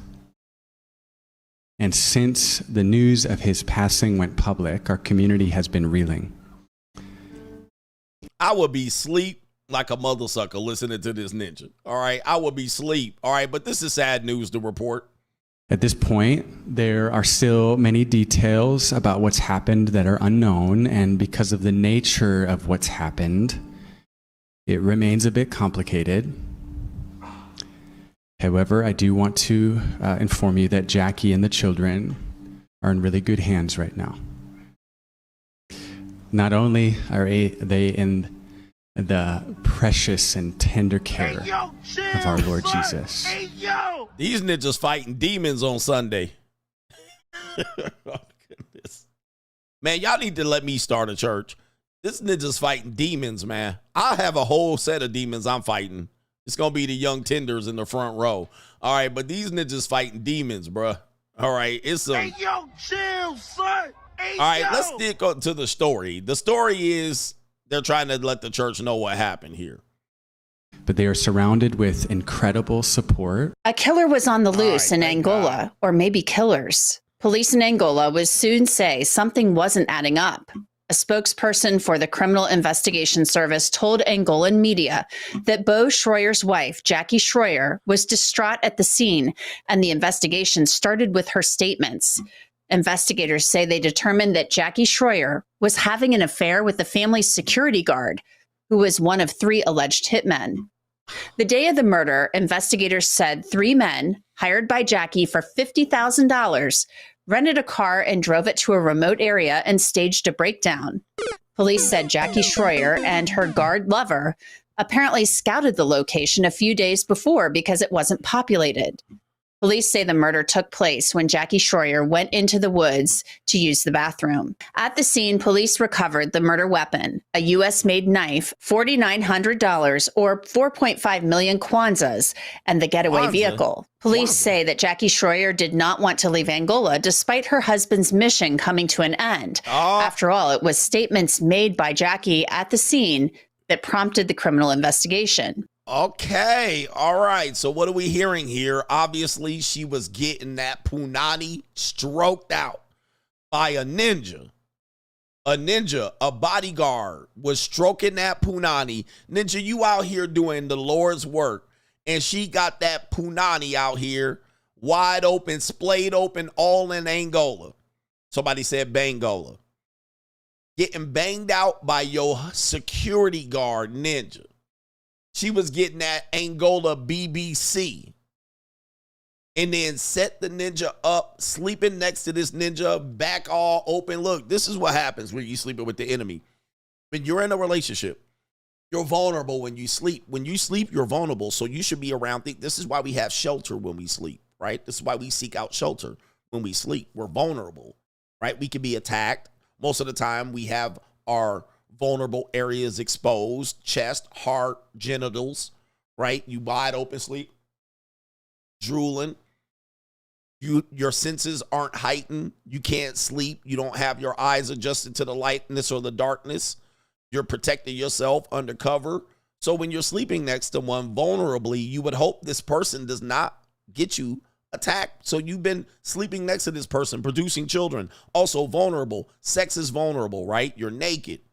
You're in between each other's genitals and legs and anatomy. This person has been shooting semen in this woman's body, producing children. She's been giving birth and incubating children. And this the one person that set you up. You've been sleeping next to this person for over a decade, vulnerably. And she been giving her genitals to another man behind your back, getting that long daddy dong stroke.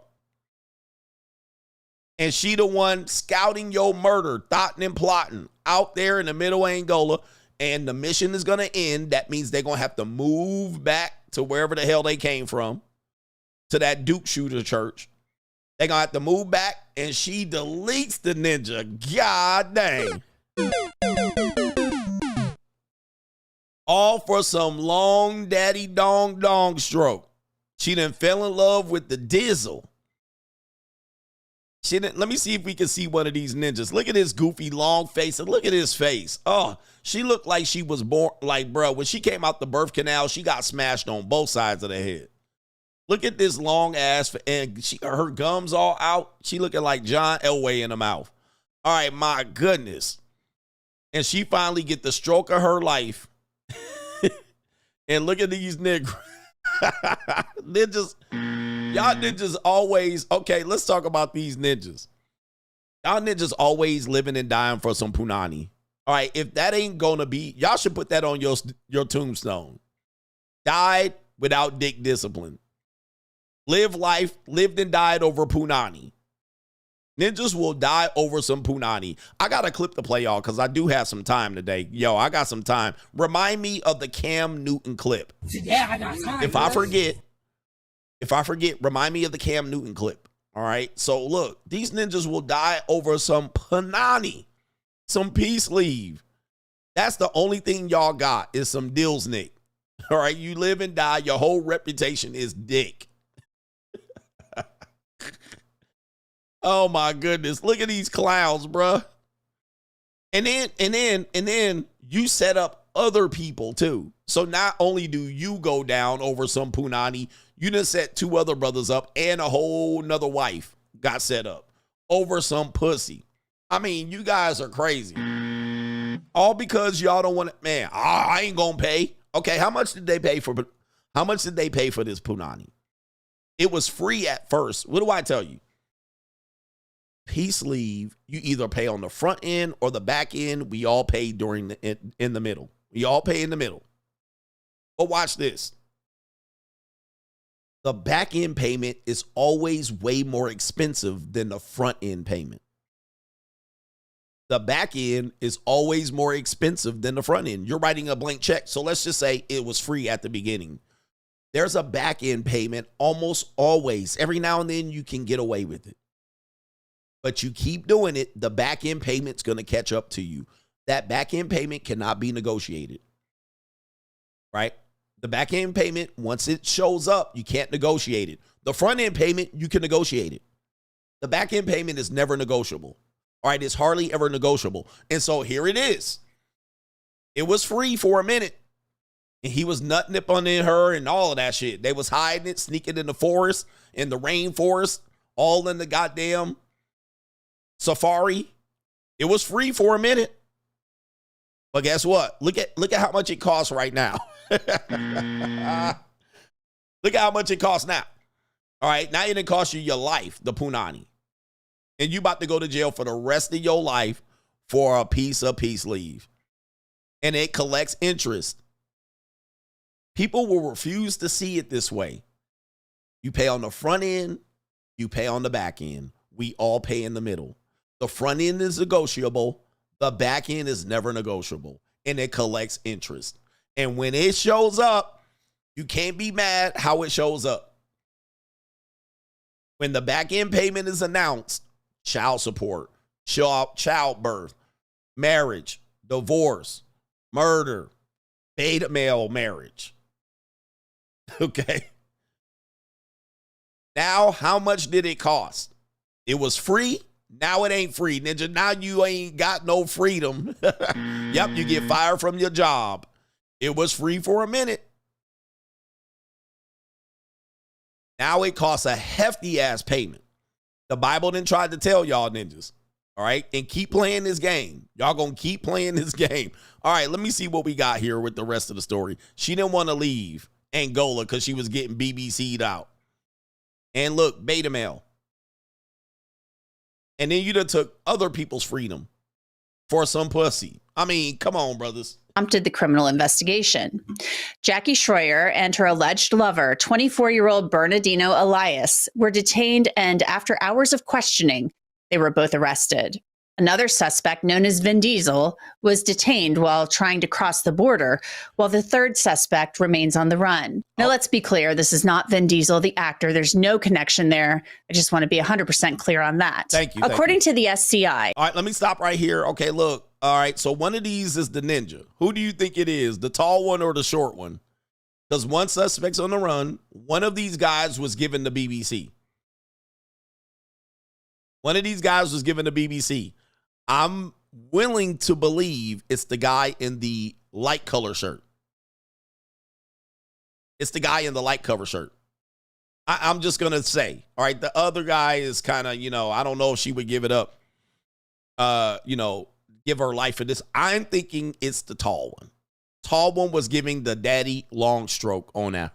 He was giving that 10-inch, $5 foot long on her. Right here. Yes. Hey, yo, chill, son. Hey, yo. All right. It's definitely the one in the light color shirt, the tall gentleman right there with the chin strap goatee. It is definitely him. Vin Diesel, the other guy right here. Not Vin Diesel, the actor. All right. And 24 years old. She definitely looks like she's in her 40s. Let me see how old she is. She definitely looks like she's well into her 40s, probably, mid-40s for sure, possibly late 40s. Okay, all the suspects. The lover is 24, and two guys were 23 and 22. It's always the young guys. It's always the young guys that fall for this bullshit, right? All over a hoe. Okay, so yes, one guy is 24. He was the family's home security guard. She was having an affair. And paid the guys $50,000. And now y'all going to jail. She is 44 years old. She looks 50. All right. She does look 50. She look old as shit. And of course, that's a white woman. White women age like a banana. All right. They age like a banana. They shelf life is short as fuck. All right. They got it. You got to get them early. They like Latinas, man. All right. So she definitely looked way over 44. I mean, she doesn't. Look at this woman. Look at this. And then you died over this. Remember we talked about this earlier? I talked about this earlier. A lot of us, our problems with women that drove us to this space, a lot of these women were mid, 4s, 5s. Mid. 4s, 5s, tops. It wasn't no 8 or 9 or a 10 that sent us here. It wasn't no beautiful woman that sent us here. It was literally a woman that looked like this that sent us here. Or it was a fat woman. Right? Sent us to the red pill. And you died over this muskrat. All she missing is the whiskers. I mean, you died. Hold on for a second. I do have another photo of her. And we can show here. I know this is the story here. I do have another photo of her. Pretty much there it is right there. I think that's possibly the same picture. Is this the same woman? Might be the same woman here. I think I'm seeing a resemblance here. She definitely Millie in the mouth too. She definitely Millie in the mouth. She got that Millie mouth too. All right. This is crazy. All right, let's get the rest of the story here. 24-year-old ninja stroking your wife's punani and you dead. Like, this is crazy, man. You can't trust nobody these days. All right, here we go right here. Diesel was detained while we are grateful appealed to Jackie because now let's be clear, this is not Vin Diesel, the actor. There's no connection there. I just want to be 100% clear on that. According to the SCI, these men appealed to Jackie because of their past criminal convictions of robbery with a firearm and kidnapping. Sim USA leaders were shocked to hear the news and released a statement. It reads, "We are grateful to Angolan law enforcement for their diligence in investigating this matter and encourage patience and respect for all involved as the legal process unfolds." A sad case. We have 5 children now who are without parents because their father is dead and their mother is being held on murder charges. Yes, it's extremely sad. I mean, think of it this way. You have this family of 7, a husband, a wife, and the 5 children, and they go to Angola to do missionary work. I mean, to help people in that impoverished country. And the next thing you know, he's dead and she's arrested as being an accomplice to his murder. I mean, it's extremely sad. Very, very sad. And talk to me about this area of Minnesota. We were talking that this is a rural area. This isn't like, the Minneapolis, St. Paul area where you live. And this is an area that's, a tourist area in some respects in the summer because of the lakes and things like that. And so this is a Christian family that goes overseas to do this missionary work. This has to be a shock to that community. Well, I'm going to tell you what happened. I don't think I need any more details for this story here. They're just going to be yapping and yapping. All right, but what happened was, like you're saying here, this woman came from a small town, small community. She might have never gone through her whole phase. She might have grew up in church. She might have been a virgin. And she was doing missionary for her husband until she met Daddy Longstroke. And, of course, I always tell you, women go through 2 whole phases. That's the college phase, and if she skips that, it will be post-marriage, or during the marriage that leads to post-marriage. They all go through those 2 whole phases. When they're young, going into college, maybe in high school, college, like freshman, sophomore year of college, or junior and senior year in high school, they'll go through that whole phase, number 1. Number 2, post-divorce. So it'll start and create the divorce, and then it'll be post-divorce. And then they'll get one of these things where they'll get a herpes, a child scare, or it'll end in some sort of passionate affair. Somebody might lose their life, and so forth. So this guy start hitting that bottom. And what do we say? I told you this yesterday. Most women have never gotten the thrill of having good orgasmic sex. Okay? They've never got the feeling of having good orgasmic sex. So this woman, all her life, has been with beta males, Christian men, missionary. And then here come this ninja, Daddy Longstroke. All right, somebody said, making her feel pretty, you beautiful, you white pink-toed princess. You know he was telling her that. He ain't never stroked a white woman in his life. He been wanting to stroke a white woman and get that black skin against that pale skin. All right, and she a redhead too. She probably had a little bit of fire crotch going on. She had a little bit of carpet matching the drapes. He ain't never stroked a pale redhead girl. And he was giving her that. Yep, he was curling them toes. He had her squirting on his. He was putting her head down, stroking it from the back, the side, front, back, side to side. He done seen that red fire crotch down there in that little sticky bush, and he done roar. All right, he was giving it a roar, Thor of life. Where he at? Let me go pull him up. That ninja was going, that brother was going crazy, the brother. All right, he started hitting that bottom. She ain't never felt nothing down there in that bottom. Had her squirting and screaming. He was putting stuff in her mouth and slapping it on her cheek. Okay, I'm talking about too much here. He was sucking her toes and all that. Had her weak in the knees. All right, shaking and convulsing and speaking in tongues. I guarantee you the husband never put that dick on her. And he probably ate that cat. Yep. This brother done did stuff to her that she just read in books. Put that back into the recliner. Put her in the Steiner recliner. And she just said, I'm going to kill this man. He gone. He good as gone to me. Killed the man over the Dill's Nick. Over that daddy long stroke. God dang, bang. All right, ain't no damn way. She said, I never knew love like this before. All right, it opened my eyes. All right, never had her singing and screaming, curl toes and all that shit. All right, yep, wet blankets and wet sheets, all that shit. She had the back of her throat getting tested. You know what I mean? He had the back of her throat with that little thing in the back of the throat. He was dibbling that bull. All right, anyway. She was hot tooing. And this beta male ain't never put it on her.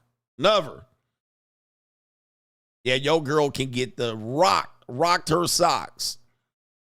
She ain't never felt that pipe. Look at this brother right here. You know he put it on her right there. Hey, yo, chill, son. Hey, yo. She was testing that gag reflex. All right, down there in Angola. She was hot to her, spitting and throwing up.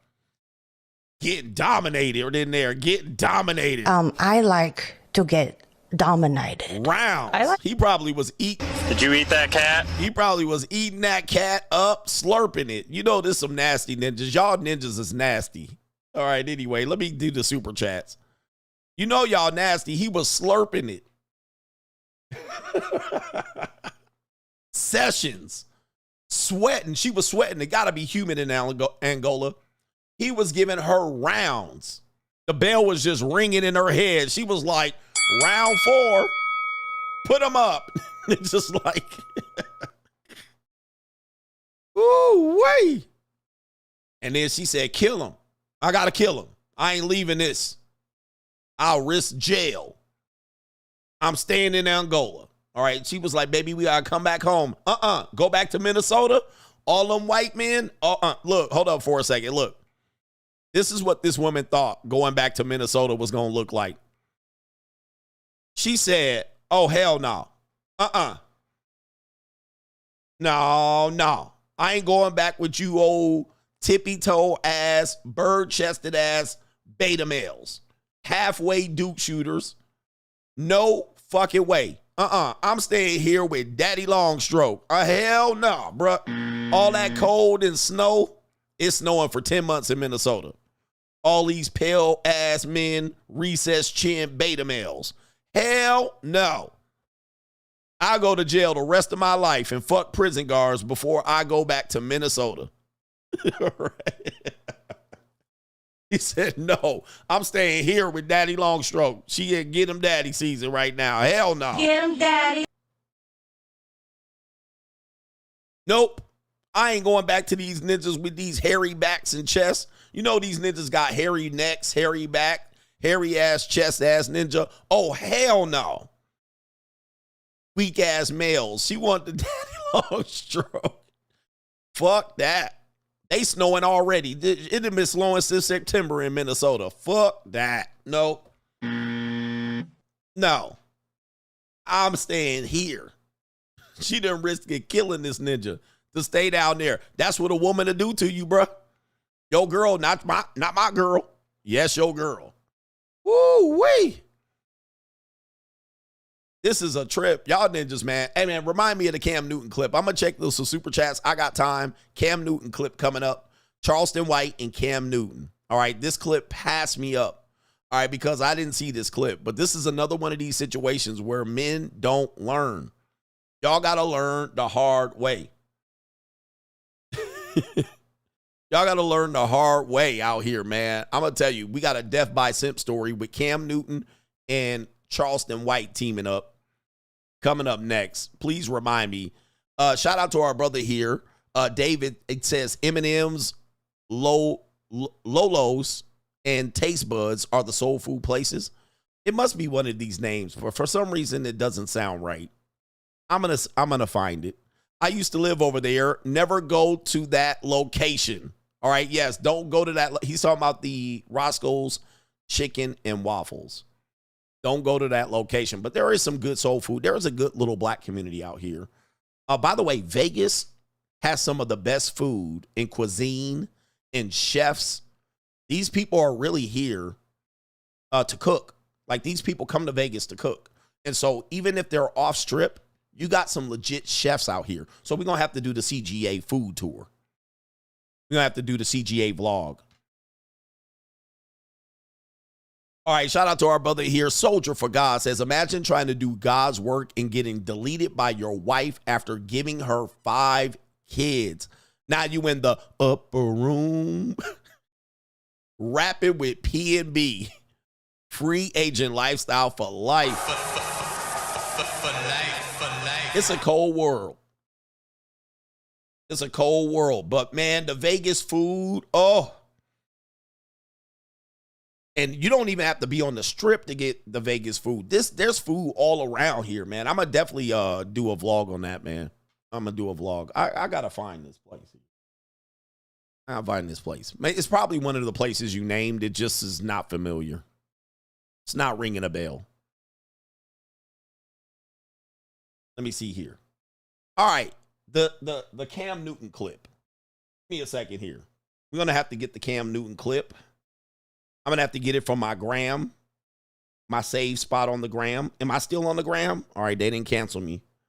But I want you to play this clip here. I want to play this clip of Cam Newton. Let me see when the date of this clip came out. It was October 8th. October 8th. And this is a classic example of how, oh, my bad, almost ended the show dropping my phone. See if I can get this up. This is how a lot of men think. Again, we die for the pleasures of the punani. And we live an old school lifestyle. I only hear black men talking about this. This is the reason why I want to share it.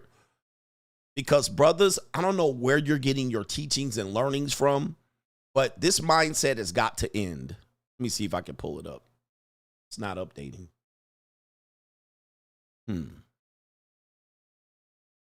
Okay, there it is. It popped up. So this is Cam Newton on his podcast talking to Charleston White.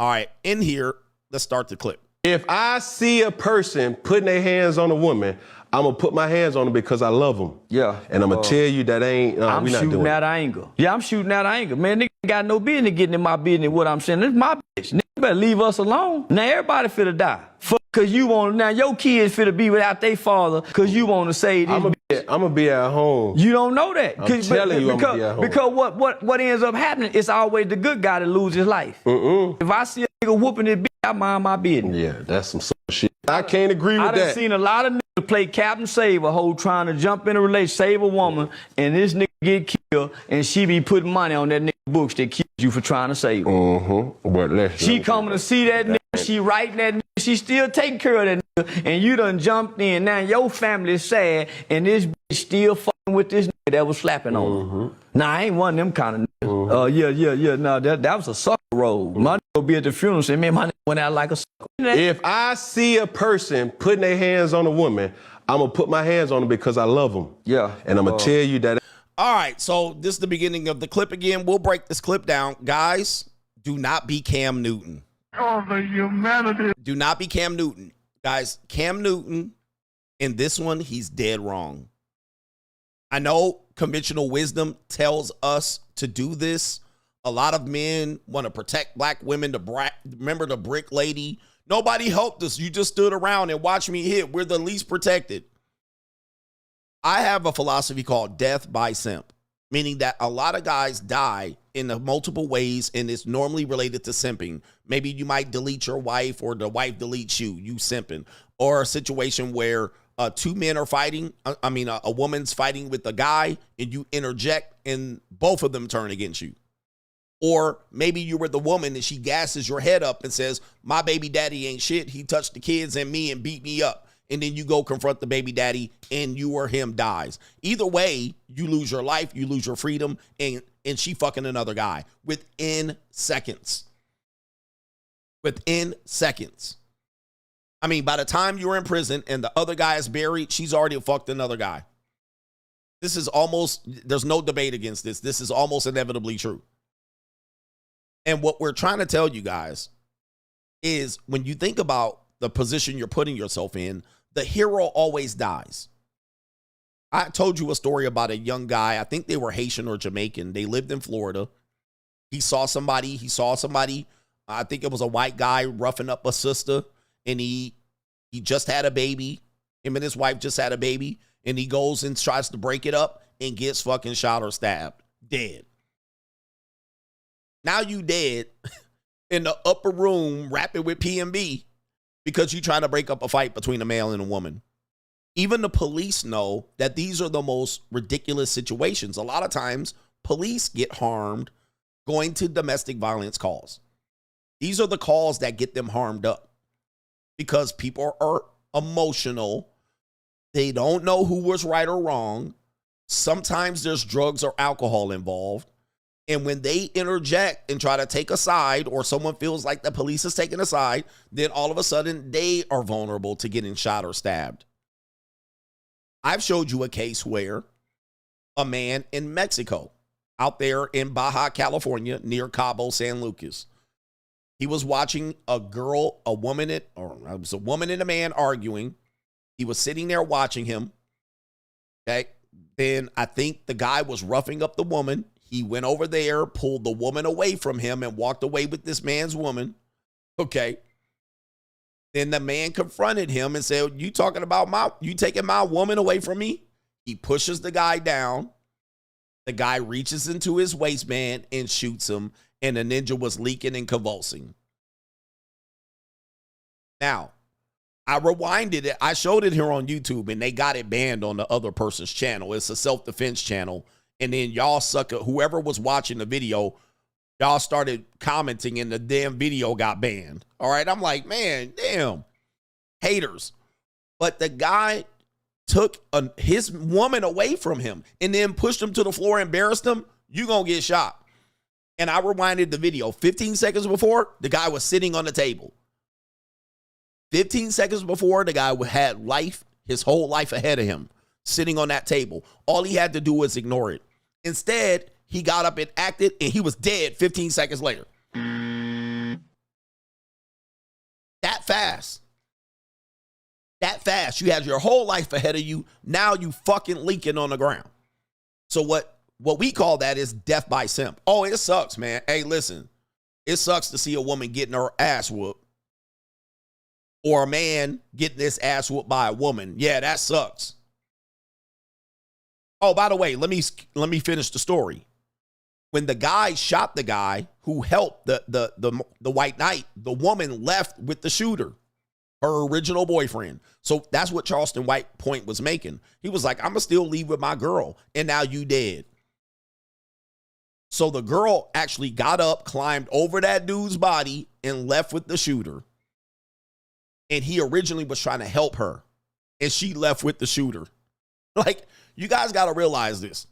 You guys got to realize that it sucks to see people getting paws put on them. But what you don't know is why. Why are they fighting? They could be flirting. They could be doing some foreplay. They could be their natural state of their relationship. They have a toxic relationship. We know women and men have toxic relationships. This is not a one-off. They probably do this all the time, and they get the fucking after that. It's probably how they get their little bit of foreplay in. They argue, fuss, fight, fuck. All right, that's probably what they're doing. On the other hand, you're like, hey, you should never harm a woman. That's how they flirt. That's how they build up their passionate sex. That's how they get to dominating and choking each other. I don't know. I have no idea. But what I do know is I got life ahead of me. Last thing I'm going to do is interject myself. Now, there are exceptions to the rule. If it's a family member, right, your daughter, your mother, and you know the situation. If it's your daughter and she involved in some toxic shit, let her get her ass beat. Hey, she picked the nigga.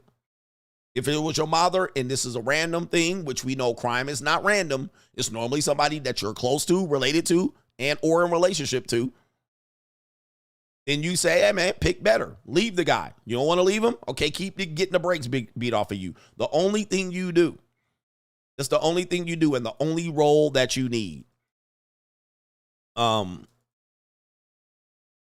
It's the only thing you do. This the only thing you're required to do, men and black men. When you see somebody getting the brakes beat off of them, and I'm talking to black men, this is the only goddamn thing you do. It's the only thing you're required to do. You're not required to break it up. That's even if a bigger guy is beating the brakes off of a smaller guy, or a smaller guy beating the brakes off a bigger guy. Just step to the side, pull your phone out, and call the police. That's it. And you don't even have to do that. But that's it. That's the only thing that you have to do. Just step to the side or walk away. Step to the side, call the police, or leave. Say, hey, this ain't none of my damn business. This is what you do right there. And let them handle it. Because you handling it ain't going to solve anything. Because you're going to be dead first. Out of all three of the people, you're going to be dead first. You're going to be dead before the boat. And I've seen situations where you pull the man off and the woman attacks you and stabs you. They're like, don't mess with my man. And I'm like, your man was just beating the shit out of you. She don't care because these two people are belligerent. Just let it move. So let's play Cam Newton again and show you what not to do, gentlemen. And this is some goofy ass, Cam Newton's one of these guys.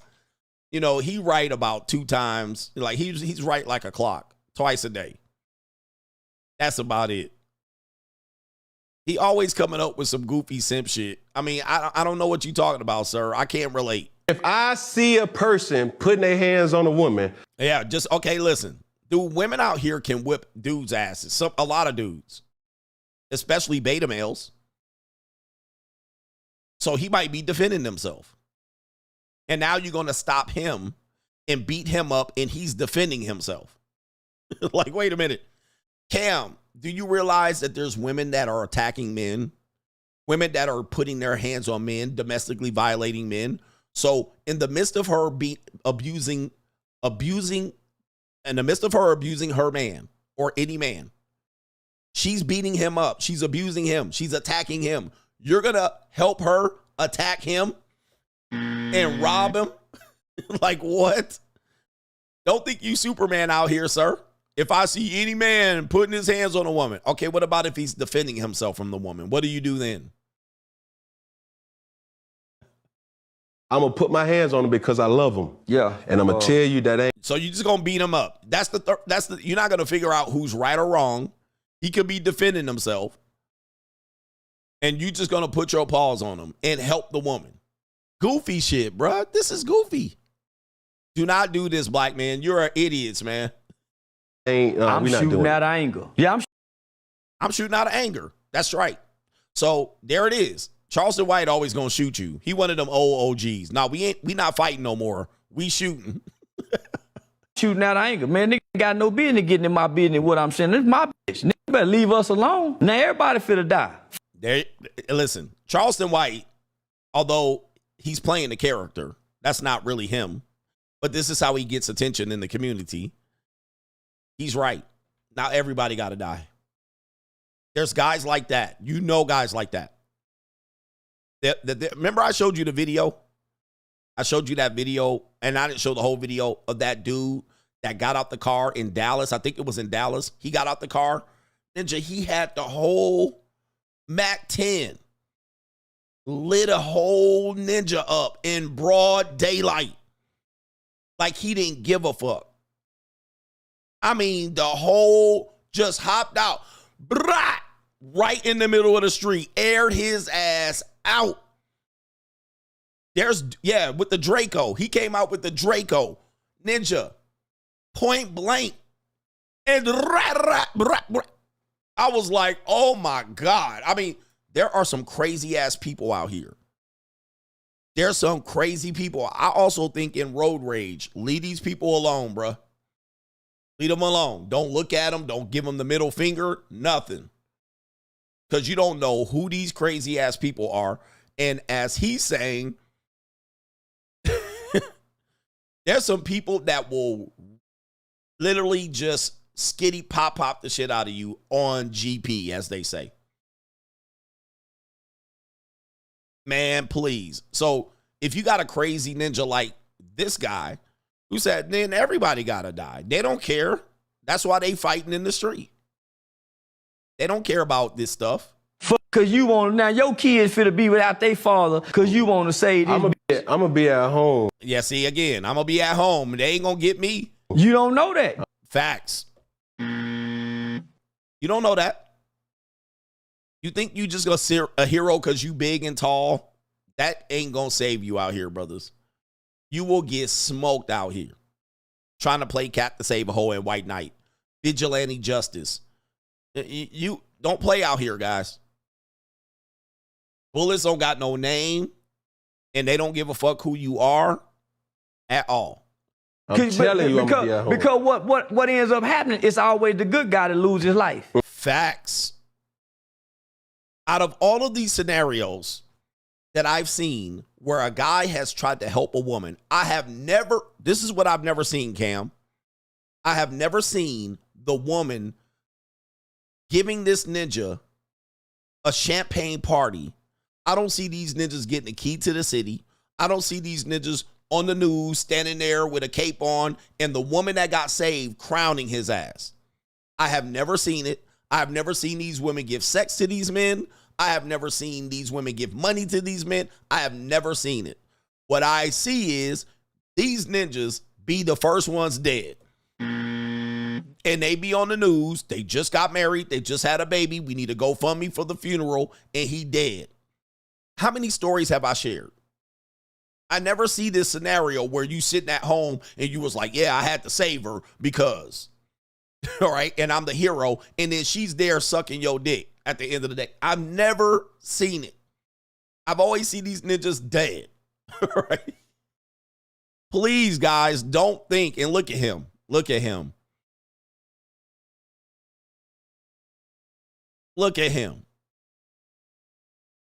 Do not get involved in these situations, please. If I see a nigga whooping his bitch, I mind my business. Yeah, that's some sucker shit.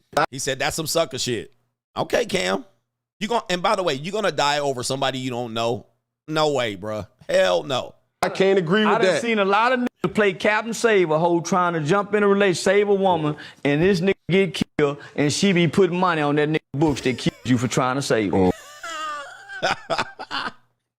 She be putting money on his books, showing up at his trial, testifying against your dead body.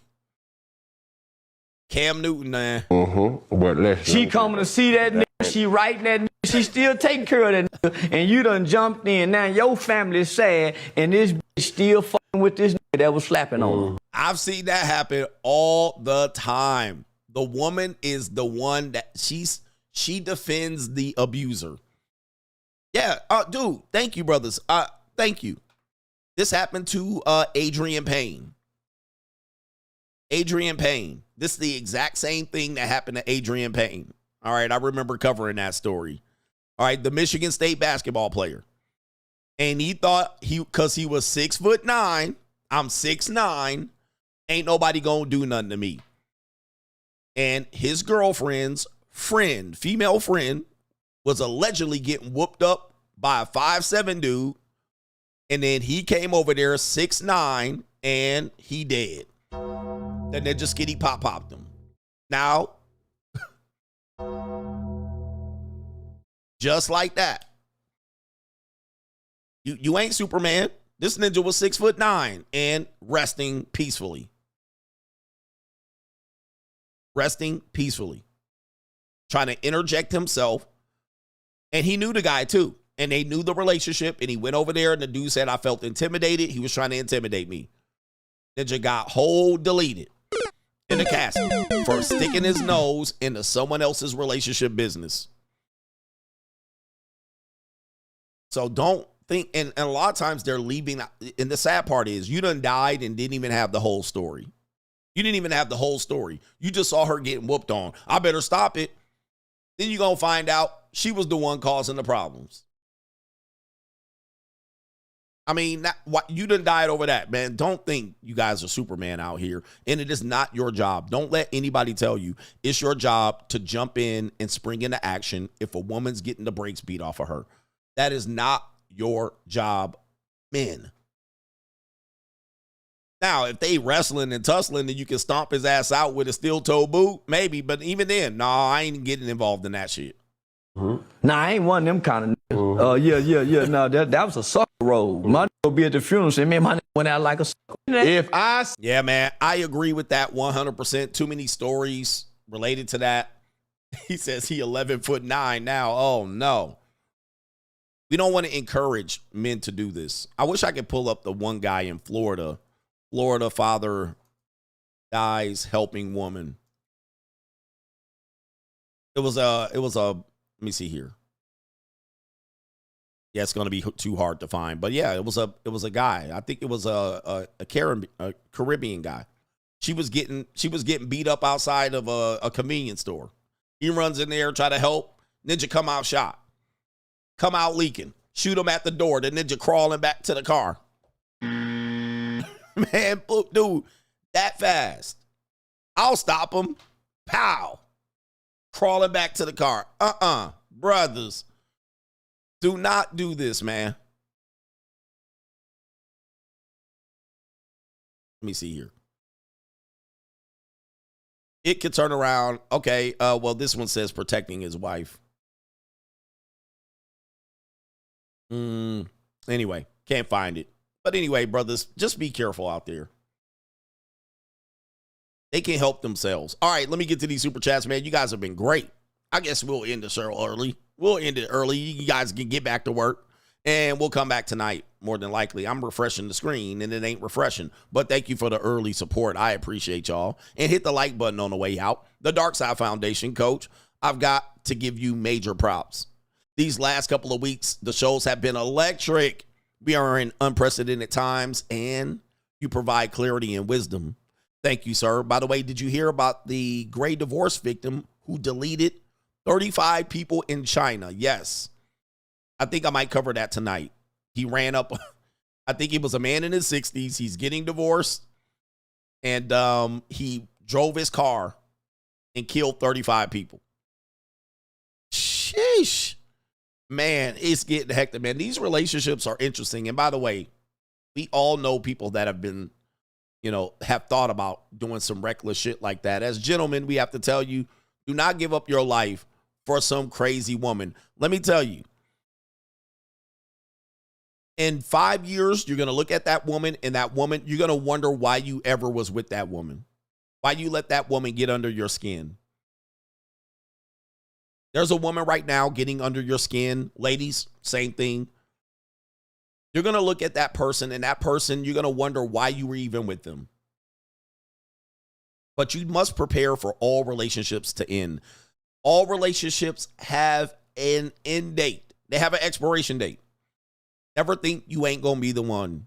Because when you think you ain't going to be the one, like Cam Newton, you'll be the one. And now you got to deal with the reality of it. I enter all relationships knowing that they're going to come to an end, right? Whether it's one day or 10 years, they're all going to end. And if you're lucky enough to be in one that lasts the rest of your life, well then, cool for you. Shout out to our brother Riz Khalifa. Coach tells no lies. Society already has measures in place to protect them.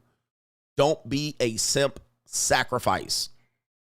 Never do it. Do not do it, guys. Mr. Ant the Great. In a New York City subway, a couple was in a physical scuffle. A man got involved and started attacking the boyfriend. The woman then turned around and started stabbing the guy that came to her defense. When I heard about that, I said, I would never get involved in a situation like that. No, exactly. So she's stabbing him for helping her. Derek says, maybe you see a woman out with her kids and her children are acting up or talking sideways to her. Don't try to be the hero and try to correct the children, because that woman, especially a black woman, along with her kids, will whoop your ass. Yes, they will. And they'll tell you, mind your own business. If a woman's being disrespected by her children in public, that woman has worked years for that disrespect. There's nothing you're going to do to correct it today. There's nothing you can say. That woman, they're going to disrespect her tomorrow when you ain't there. So there's nothing you're going to say. You need to stop talking to your mama like that. Fuck that. The mama accepts that type of disrespect. There's nothing I could do about it. Nothing I could do about it. And it's another situation. I showed you a video of these scenarios where they'll take a a man abusing a woman in public. Then they'll take a woman abusing a man in public, and they'll show people's reactions. You know what I'm talking about? They'll go to a mall or outdoor area where there's a lot of people, and they'll have a man yelling and screaming at a woman. And then they'll have a woman screaming at the man with a different setting, and then they'll see what happens. When the woman's screaming at the man, people laugh, sniggle, giggle. When the man's screaming at the woman, dudes will come in and help. And almost inevitably, it's a black guy. Black guys, I don't know what it is in your mind. You guys have a kind heart. I don't know what it is. But black guys always are the first ones to run and fucking cape. Every time I showed a video like that, one of the first people on the scene is a black guy. I don't know why you guys do this. You guys love to come in here and I would like to be the one to be in the piece, and I like to tell everybody, and you do this and you do that. Just like Cam Newton, you bam ass. It's always a black guy on the scene. Now, same scenario. The woman's abusing the man, they're laughing. Then when the man turns around and gets favor, they'll stop the interaction.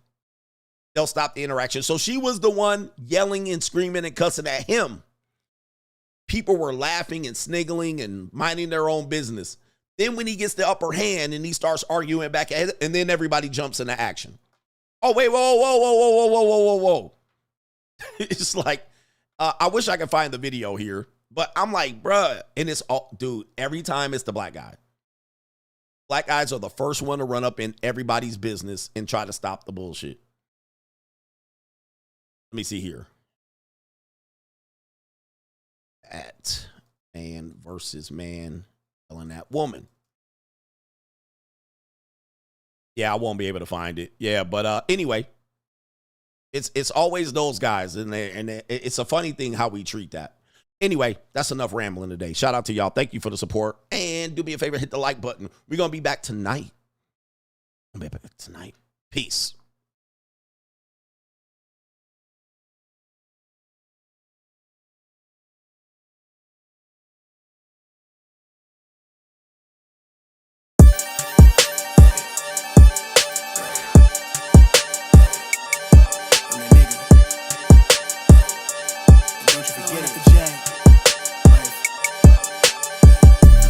Vibe blowing at the J, got the loud jumping at the bay. Everything I'm on slack. Everything I do is got the Benz jumping at the bay. Vibe blowing at my J, got the loud jumping at the bay. Everything I'm on slack.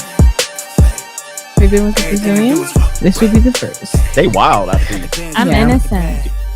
Bro, you hear that guy?